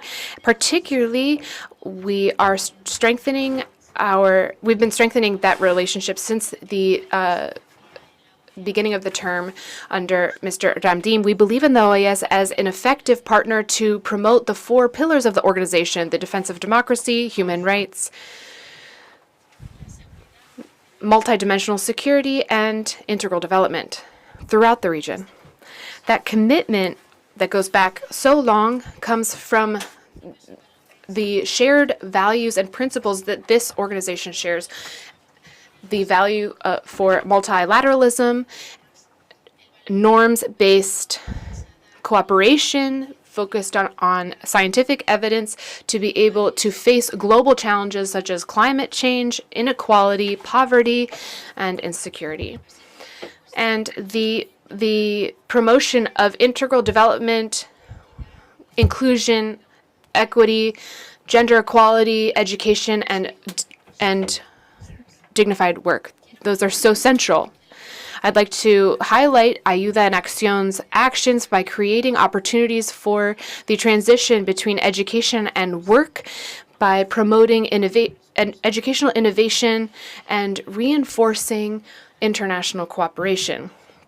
The collaboration that has been presented today from this third sector is an excellent practice and way of working, joining forces between civil society, nonprofit organizations, and different governments. Done from a multilateral space, amplifies that synergy and allows us to better attend to the needs of vulnerable populations and to promote innovation and strengthen social cohesion. Today, Spain, together with Ayuda en Acción, is broadening its commitment by signing this memorandum of understanding to develop actions tied to the transition between education to work in order to promote social and human development in the Americas. And all that remains is to express my gratitude to all the people and teams that made this cooperation possible, most particularly Jesus Diacoman, Director of the Department of Human Development, Education and Employment. Clearly, the signing of this new agreement is a step forward to tighten our partnerships, and the results should lead to advances that will have a positive impact on people's lives, both men and women in the Americas. Thank you. Gracias, embajadora, por... Thank you, Ambassador, for that introduction. And now I see that we do have President of the Holy See, Mr. Juan de la Cruz, who can accompany us today. Thank you very much. Now, we will have a video message from Jose Gescafayar, President of the Foundation Help in Action, which will illustrate the achievements of the agreement. Sir, of the Inter-American embajadores y representantes de los Estados miembros, autoridades de la Organización de Estados Americanos. Es un honor dirigirme a ustedes en un momento tan significativo para Ayuda en Acción. Nos sentimos profundamente... The interpreter notes that there are subtitles on the video. La Organización de Estados Americanos lleva muchos años desarrollando programas que están cambiando las vidas de muchas personas en todo el continente. Son programas imprescindibles porque la región sigue enfrentando desigualdades profundas, migración forzada, brechas digitales, transformaciones en el mercado laboral y los impactos crecientes del cambio climático. Por eso, la cooperación regional y la articulación entre gobiernos, organismos internacionales y sociedad civil son más necesarias que nunca. Por eso también nos alegramos de poder firmar este acuerdo con la organización. Ayuda en Acción lleva 45 años acompañando a jóvenes en contextos vulnerables. Nuestro trabajo se enfoca en facilitarles el acceso a la educación que necesitan para poder realizar la transición al empleo o al emprendimiento y en acompañarles en todo ese proceso. Tenemos una prolongada experiencia en programas de esa naturaleza en muchos de los países miembros de la Organización de Estados Americanos. Agradecemos profundamente la confianza que la organización demuestra al firmar este acuerdo y nos comprometemos a poner todo de nuestra parte para que esta cooperación se traduzca en oportunidades concretas para miles de jóvenes en la región. La firma de este acuerdo refleja nuestra convicción compartida de que el futuro de las Américas dependerá de que su juventud acceda a una educación de calidad y en la necesidad de apoyarla para que puedan obtener oportunidades reales de empleo digno. Espero tener pronto la oportunidad de visitarles allí en persona y así poder dar continuidad a esta colaboración que se inicia hoy. Muchas gracias. Muy bien, agradecemos. Thank you. I would like to thank Mr. Descallar for his remarks. And also in the room we have Jorge Cataño, Director General of the Foundation Help in Action, and he will have a few words to say to you. Mr. Chairman, Ambassador Esperanza, representatives of member states, authorities of the American states, it is truly an honor to be here today in this House of the Americas to formalize a partnership which corresponds to one of the more urgent challenges of the region, to transform education into inclusion and dignified work for young people. The agreement is not just an institutional gesture, it's a strategic bet. It's a shared roadmap because Latin America and the Caribbean have a dual structural gap that can allow for development. There's the digital gap on the one hand, and enormous difficulties for millions of young people to have access to formal, productive work with a future. If I may, I'd like to underscore from the outset the transition between education to employment is critical for development. It's not enough to just increase educational coverage. We need formal links, dialogue with productive sectors, with digital transformation, with new requirements of our economies. When that transition fails, then we perpetuate informality, precariousness, and exclusion. From Help in Action, we have been working for 45 years to guarantee that children and young people who live in situations of vulnerability can then live autonomous lives. We work with many countries in Latin American countries with programs to facilitate market, inclusive, green, and resilient solutions. Now we reach more than 516,000 people, especially young people and children. Our experience is clear. When governments, civil society, and private companies cooperate, the gaps lessen and vulnerabilities lessen. And with this view, the OAS is broadening our vision.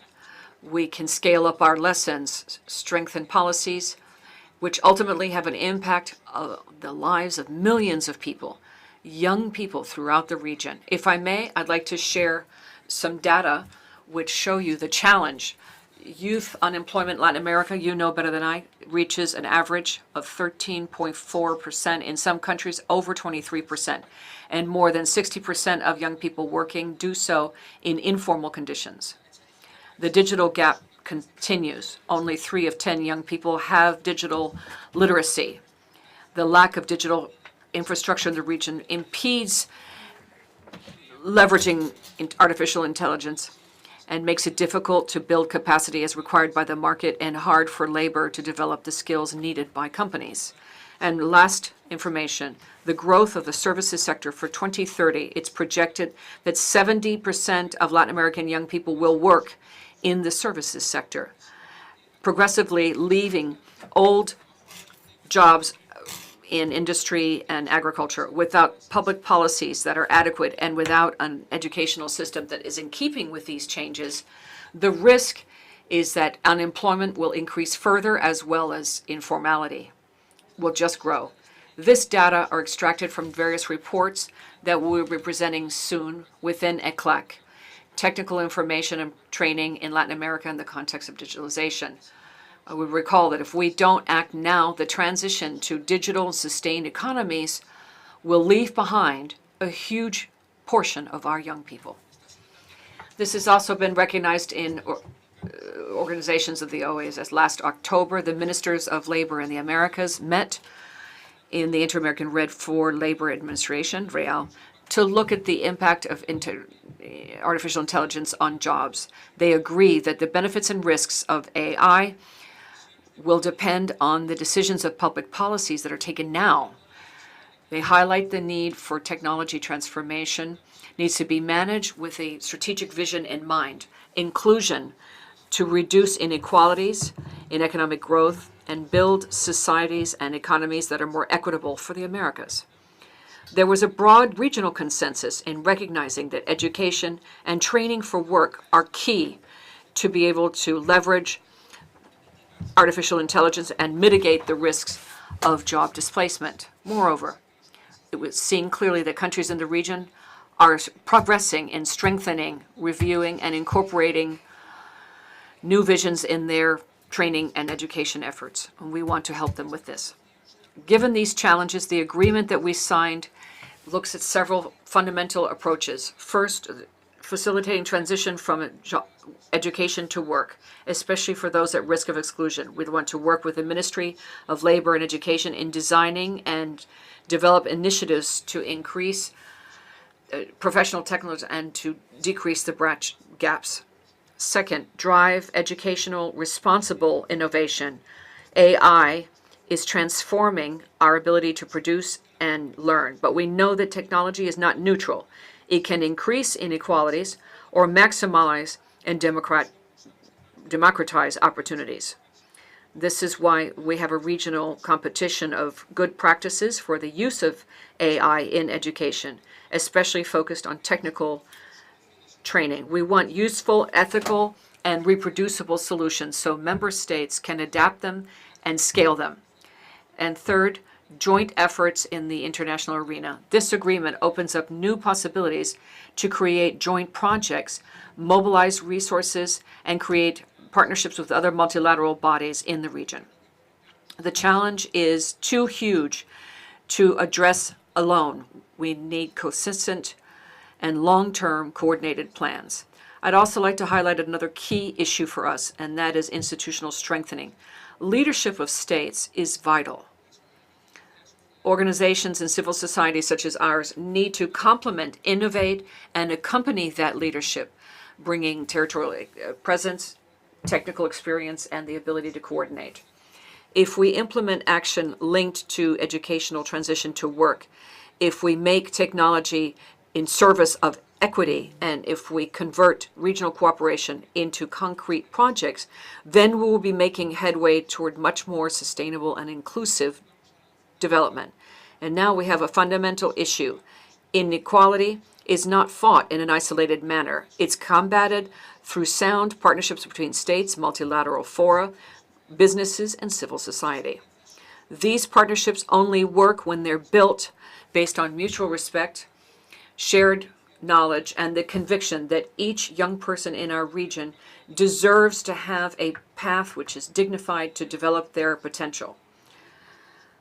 We appreciate the support of the OAS and its member states and their experiences, their capacity, and our commitment as a region where we can work together so each young person can convert their potential into a real opportunity. Thank you. Thank you, says the chair, Mr. Cataño, for that summary.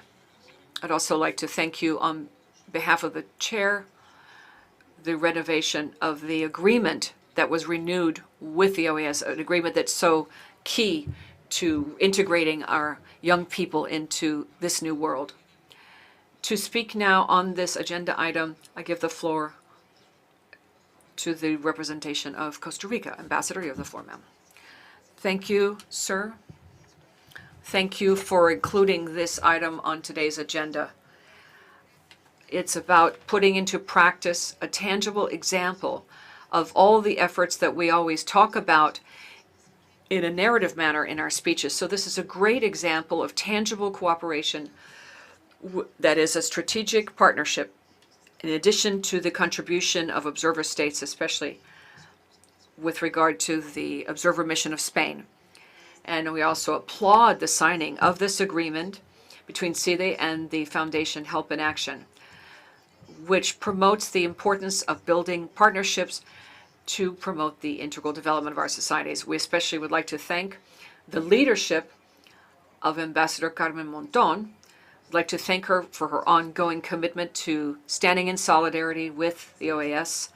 We also appreciate the message of Mr. Descayer and, of course, Mr. Jorge Cataya, who is with us today in the room. We thank all of them for their leadership of the foundation and leadership of initiatives that promote inclusion, education, and economic opportunity.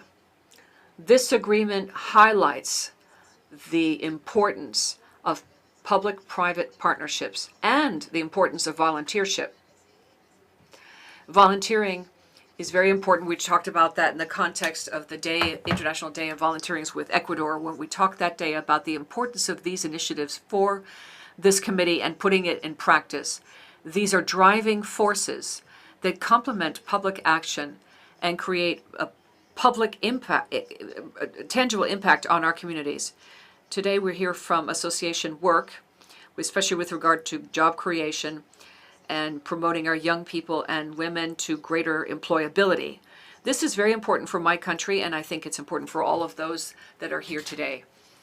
We also recognize the work done, and we'd like to express our appreciation to Jesus Xochitl, head of the Department of Human Development and Education and Jobs. We appreciate his efforts in promoting this type of partnership. Partnerships that help to bring together this kind of cooperation, bring it to people, and to work with long-term strategic partnerships, as was said today by a number of different panelists and by Mr. Cataneo. Responding with a strategic partnership for the long run so that we can work together to grapple with the challenges of our region is vital. Thank you. Muchas gracias, señora embajadora. No... Thank you, Ambassador. I have no more requests for the floor. All that remains is to thank the Foundation again and the Observer Mission of Spain, and of course our department for initiating this agreement. And now then, we'll move on to consideration of the next item on our agenda. Thank you very much.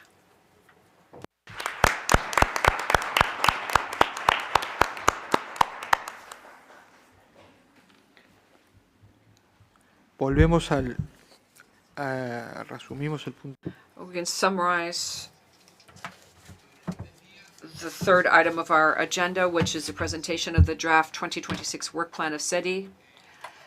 As we agreed in the previous meeting, and given the time allotted and the strategic importance of this program instrument, we decided to consider this item in today's session in order to give it the time and analysis it needs and requires. The work plan of 2026 brings together programs, activities, timelines, and results expected with strategic alliances with SETI, in keeping with the CD's mandate, and the focus is called One SETI, geared to strengthening integration, consistency, and collective action in the area of integral development. I now give the floor to the head of SETI to present us with the main elements of this new plan. You have the floor, ma'am. Thank you. Thank you, Chair. Hello, one and all. Permanent representatives, distinguished colleagues. It's my honor to present to you today the 2026 work plan of the Executive Secretariat for Integral Development. This work, excuse me, this work plan reflects your mandates that you've given to us. It reflects the priorities established through CD's ministerial processes, and it reflects our shared commitment to ensuring that the integral development pillar delivers tangible, measurable results for the people of the Americas, like the ones that you've just seen right now. SETI consciously aligns its annual work plan explicitly with each of the strategic lines of action contained in the OAS Comprehensive Strategic Plan 2022 to 2026. Our work plan advances 6 core areas: inclusive and competitive economies, sustainable development, education and human development, decent, dignified, and productive work, development cooperation and partnerships, competitive, secure, sustainable, and inclusive ports. Across all these areas, the overarching objective is clear: strengthened institutional capacity, increased resilience, deeper regional cooperation, and measurable development impact.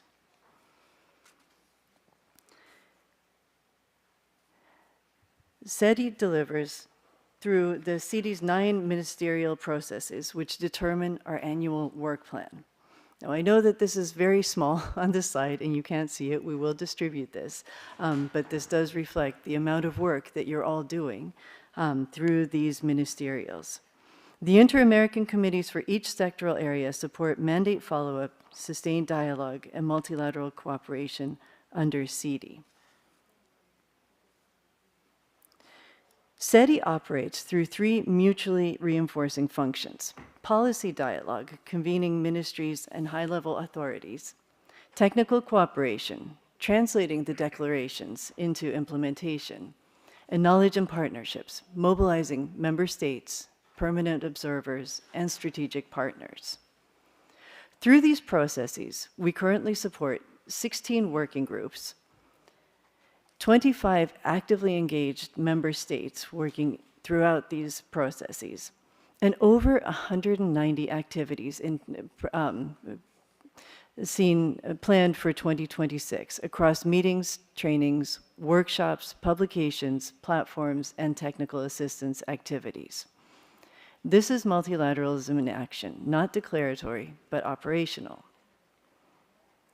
We'll look at each of the areas. In economic development, in 2026, our economic development agenda focuses on competitiveness, innovation, MSMEs, and transformative technologies. Some of our key outcomes include improved institutional capacity for trade and competitiveness, enhanced AI policy readiness, expanded youth skills and certifications.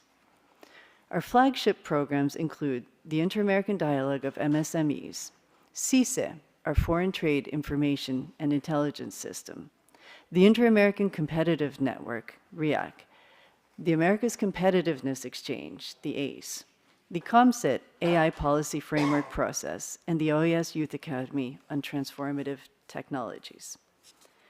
Highlighted 2026 activities include new Youth Academy courses, a Spanish language AI course for authorities of the Americas, whose call went out about 2 weeks ago, and the upcoming ACE Memphis, May 10th to 15th of this year. These efforts strengthen both policy capacity and human capital, 2 indispensable foundations of productivity and growth. In education and human development, education, as we've heard, is the core of democratic resilience and economic mobility. Through the Inter-American Committee on Education and related initiatives, 2026 will deliver ministerial declarations and follow-up work plans, teacher training and professional development, expanded scholarships and certifications, digital education platforms, education labor policy coordination. I have to note that this year also marks the 25th anniversary of the Educational Portal of the Americas, a reminder that sustained regional cooperation can build enduring public goods. In the area of labor and employment, the focus is on strengthened labor institutions, assessing digitalization and informality, advancing just transition policies, reinforcing tripartite social dialogue.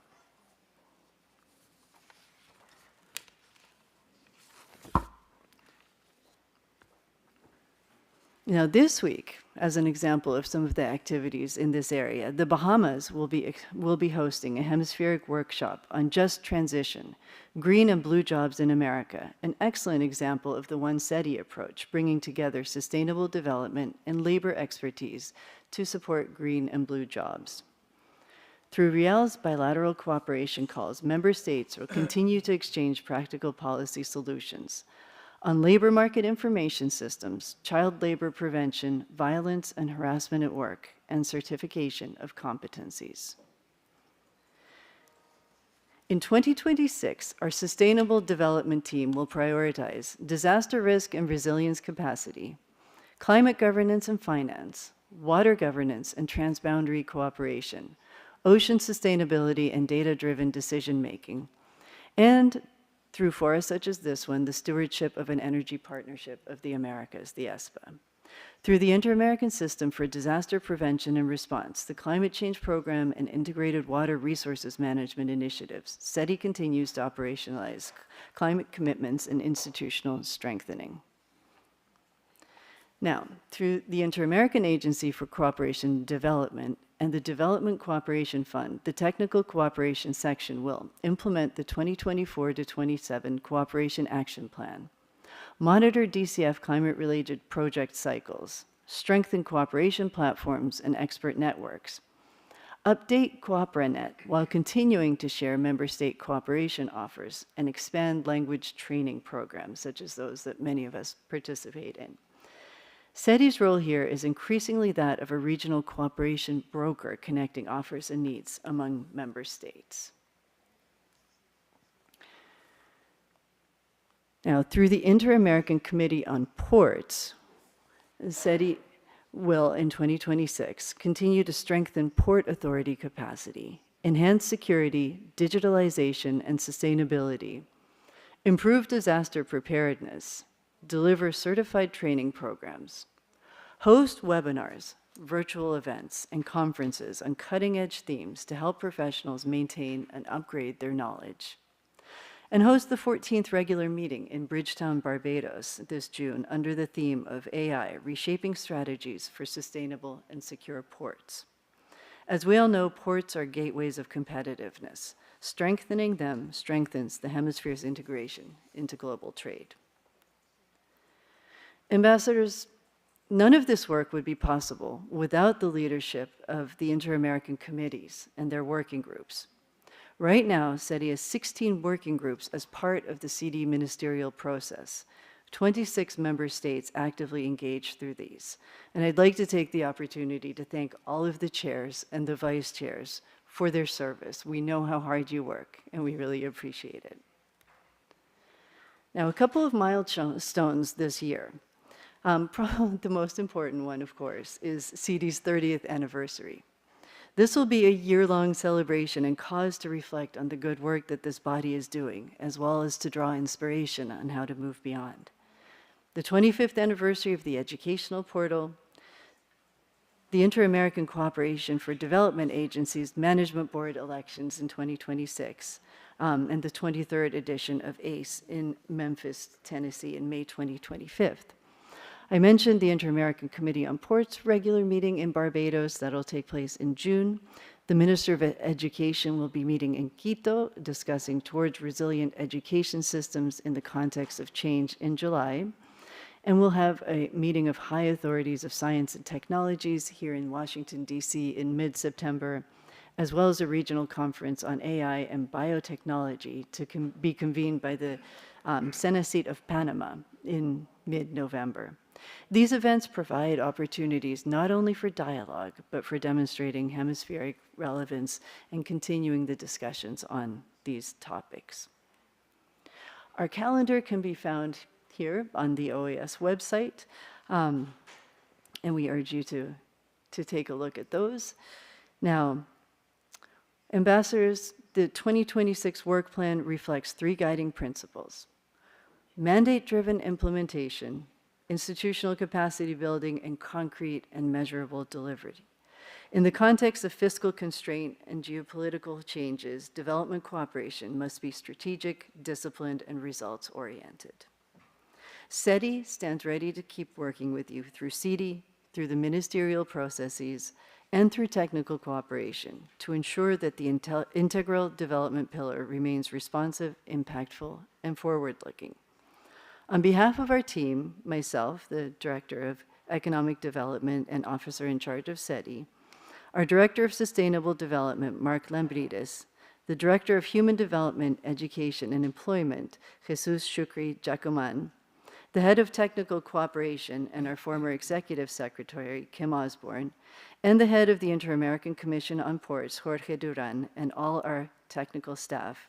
I thank you for your leadership and your partnership. We look forward to your guidance, continued collaboration in advancing sustainable, inclusive, and competitive development across the Americas. The document has been circulated to you, and we look forward to your comments. Thank you so much.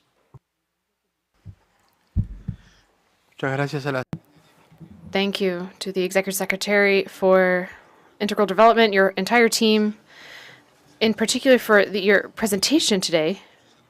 We'll then open the floor in consideration of this draft work plan. Colombia, you have the floor. Thank you, Chair, and thank you, Madam Secretary, for the presentation.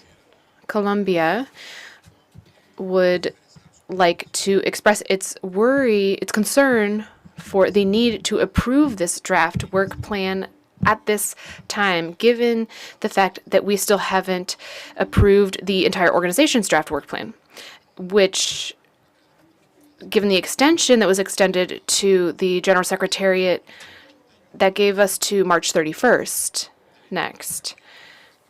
And then after that date, hearing from member states, we would then approve the plan. So Colombia is of the opinion that it would be necessary to wait until the general organization-wide plan be approved before we approve specific work plans for implementation. That said, Colombia would suggest tabling this issue, and that we then reconvene once the full institutional work plan has been approved. And meanwhile, if we need to have any discussions, that those comments be given to political bodies so that member states can then share their remarks more freely when it comes to the draft plan. But I understand, or we are of the opinion that we should not approve this plan before we approve the organization's plan. Thank you, Mr. Chair. Thank you, Colombia. Do note, Costa Rica, you have the floor. Thank you, Mr. Chair. I'd like to thank the Executive Secretary of Integral Development, Madam Barbara, for your presentation. This was a very complete idea of the work plan, and we've seen your leadership and all of the work that the different directors have put into, and we've seen that here. We're also grateful for the broad agenda in line with the mandates of this Inter-American Committee on Integral Development. We'd like to reiterate the importance of this draft work plan. And we'd like to highlight something that we had mentioned earlier, which is that the alignment that has to be with the mandates of member states. And we have agreed on a series of priorities already through the political bodies that are relevant. And that alignment between mandates and the work plan has to pass through from a conceptual plan to a more programmatic one. We can use tools like verifiable indicators and a system of follow-up that would be more detailed, and that would allow us, particularly when it comes to security and energy resilience, as we've just seen today, allow us to analyze these topics with a roadmap for capacity building aligned with the integral development agenda for the hemisphere and not just with the topic under debate. It should be more holistic. As said by you, Mr. Chair, every time we talk about a topic, there's a roadmap produced, but the exercise itself has to go beyond this conceptual roadmap, but rather and also create effective follow-up to make sure that we comply with our own agenda. We also think that it would be necessary to establish accountability and transparency mechanisms in order to guarantee a coherent implementation of the plan with financing from the organization. Colombia also mentioned that the organization's work plan has not been approved. We agree that that would have to be first before we can then approve this second, more detailed plan for the area that we are taking up today, integral development. And in the same vein, we'd like to reiterate the need to continue moving forward on follow-up mechanisms and evaluation mechanisms aimed not just at specific coverage and activities, but also to identify with greater clarity the very important concrete impacts that all of these initiatives, public policy initiatives and institutional capacity building initiatives put forth by the member states are created. Our work is sometimes intangible, and we need tangible lists of concrete results, and it's such important work. We need to be able to manifest it. The ministerial processes and alignment with them is also important. We feel that we should mention here that every ministerial has its own work plan, and we want to avoid duplicating efforts with a mandate for one ministerial within this work plan for the Secretariat. We want to avoid that sort of duplication. Our mandates must be oriented exclusively at the pillar of integral development, as is our responsibility. And I'd also like to close by reiterating the professionalism seen in SETI throughout the whole team. In every single member, we have seen an openness, a vocation for service, and we'd like to thank each of them for their dedication.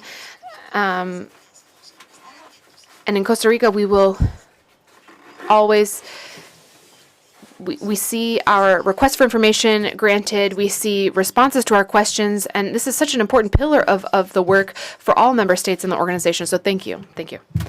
Gracias, embajadora, por los comentarios. Y tiene la... Thank you. Thank you, Ambassador. Brazil, you have the floor. Thank you very much, sir. Thank you very much. I'd like to start by thanking the Executive Secretary of Integral Development and the whole team of the SETI for presenting this new version of the work plan. I'd personally like to thank all of those present here today who very kindly came, and would also like to always thank them whenever we have a chance. Efforts are ongoing within the Secretariat to make the integral development of the OAS key. It's very important for Brazil. SETI's work plan is important. It's a complex environment with increasing challenges for our organization. And in that regard, we appreciate open dialogue with member states to include contributions and strengthen the document that's under discussion.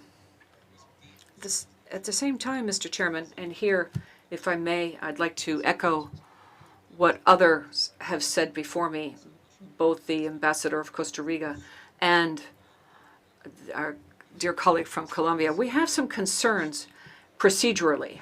First, as was referenced, there is a need for a strategic plan of the organization to be approved as a whole. And that's underway. That would be ideal that we wait here within CD to have the more broad approval, and then we can have the work plans of the Secretariat within that context. And secondly, and this is also procedural in nature, there are discussions underway right now about streamlining and simplification of mandates. That would be in the case of the Integral Development Secretariat. Last week, we received a new proposal that we're still studying. And we think that will have a very significant impact on the discussion of the work plan within CD. Substantively now, we also have a couple of comments or questions. Issues that we think are important and need further discussion. One is a reference to the roadmap on improving trade in the Americas that's mentioned in the work plan. That has not yet been approved within the member states. Also, similarly, what's called ESPA, which also has a key role to play in the work plan for sustainable development. And also that was subject to some discussion amongst member states. So those would be the main concerns that Brazil has in terms of accompanying the proposal presented by the distinguished Colombian proposal. We look forward to that in order to approve the work.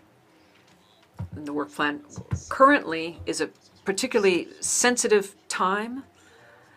And as I've said earlier, we're already developing a strategic plan. That plan has not been fully defined yet. So in that regard, we think it would be appropriate to wait until progress has been made on these other fronts before we make progress with this document, in order to have consistency and integrity institutionally, and also to be able to have full and informed support by all member states for the plan. Thank you. Thank you. Mexico, you have the floor. Thank you, Mr. Chair. As you'll remember, during the session of January 20th in CD, we were in support of the draft plan for the SEDI, and we'd like to reiterate that we recognize its very valuable work and its incredible team.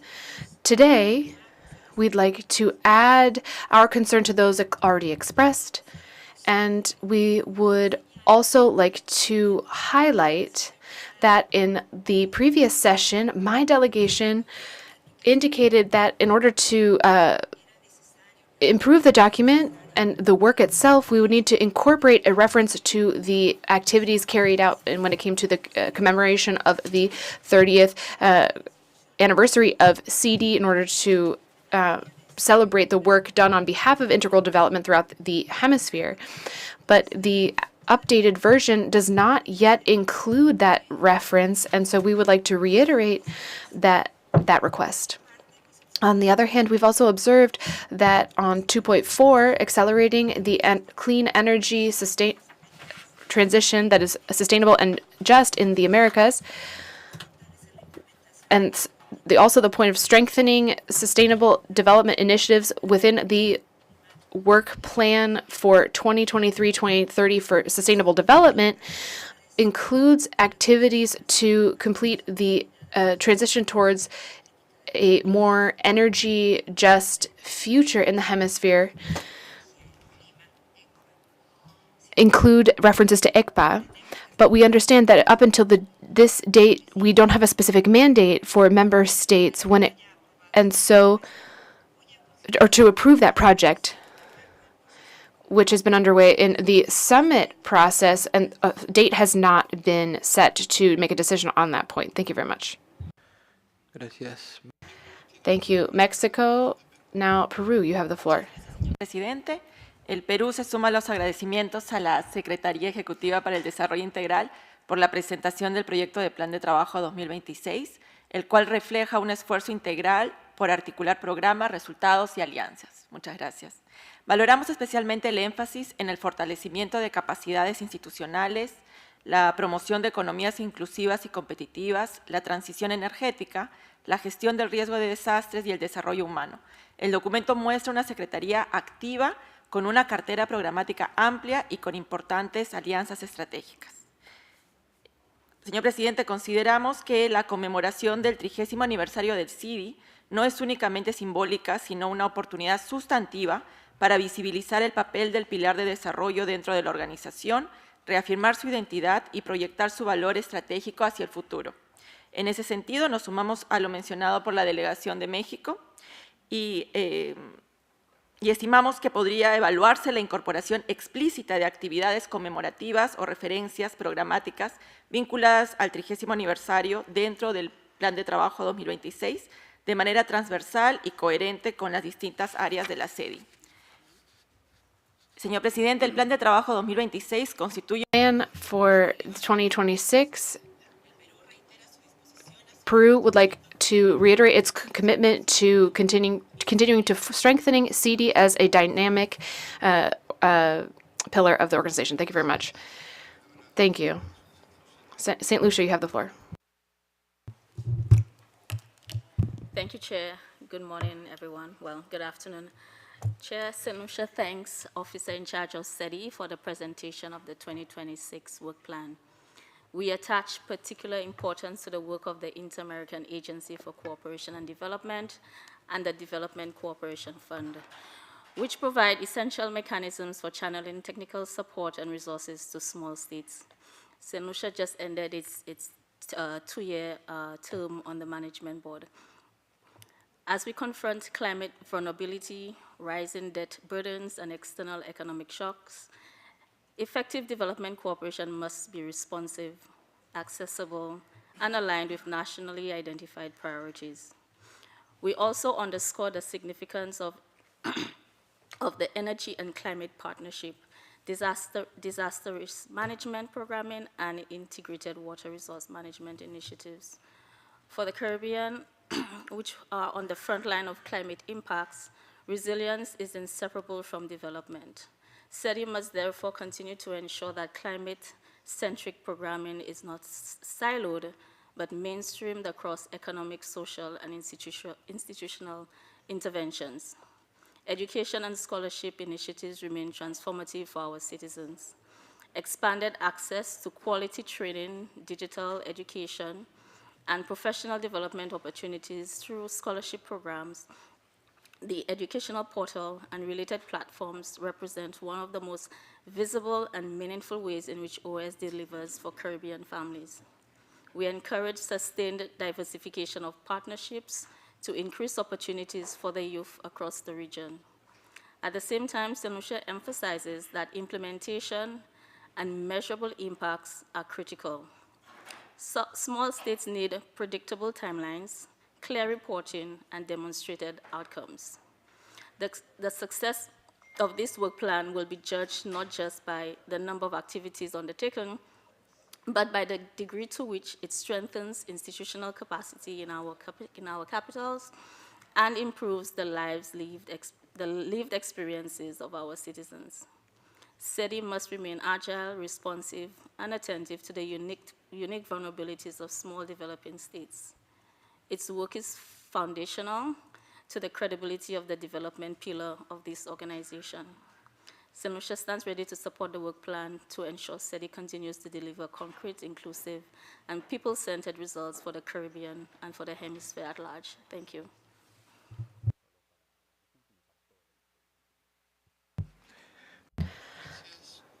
Thank you. Thank you for your comments. I will give the floor once again to Barbara for her remarks, her response. Oh, thank you very much to all the delegations. We thank you for your support and also for your comments. Just to note that the majority of our mandates come from ministerial declarations and work plans. We take note of the comments on the timing with respect to strategic plan of the organization, and also the comments on the celebration of the 30th anniversary of CD. We had seen that as more of a transversal theme throughout our activities, but now realize that we need to make that more specific. So we appreciate the comments. We'll consider the comments that were made in this body, and we'll continue collaborating with you.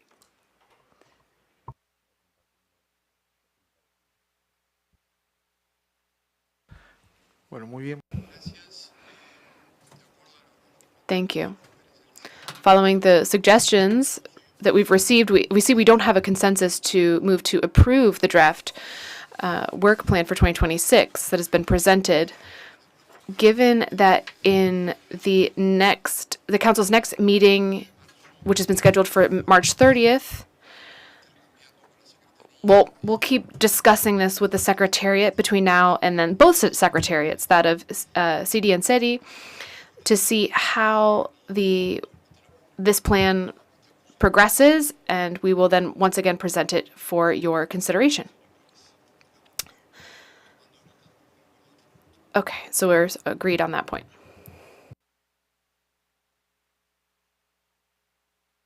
Antes de concluir la sesión, quisiera Before I wrap up the session, I'd also like to remind delegates present today that following 2 p.m. in the San Martin meeting room, we will have the presentation and conversation on artificial intelligence organized by the Economic Development Department of the Executive Secretariat for Integral Development. We will have Mr. Juan Santiago participating as well, who is just with us, who is the founder and CEO of Santex Group. He will offer a presentation followed up by a dialogue with delegates. The session will also be opened by Ambassador Cherniak from Argentina and Madam Barbara Kochwar, who will be with her.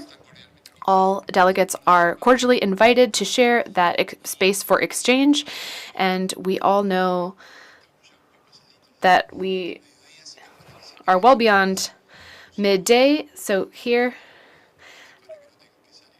we'll offer a snack so that you don't have to leave the building.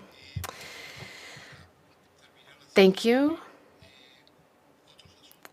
To wrap up, other matters is if there's any delegation that would like to offer another matter up for the consideration of the floor. Seeing no requests for the floor or issues to address, I thank all delegations for the constructive comments as always, as well as the ongoing support from the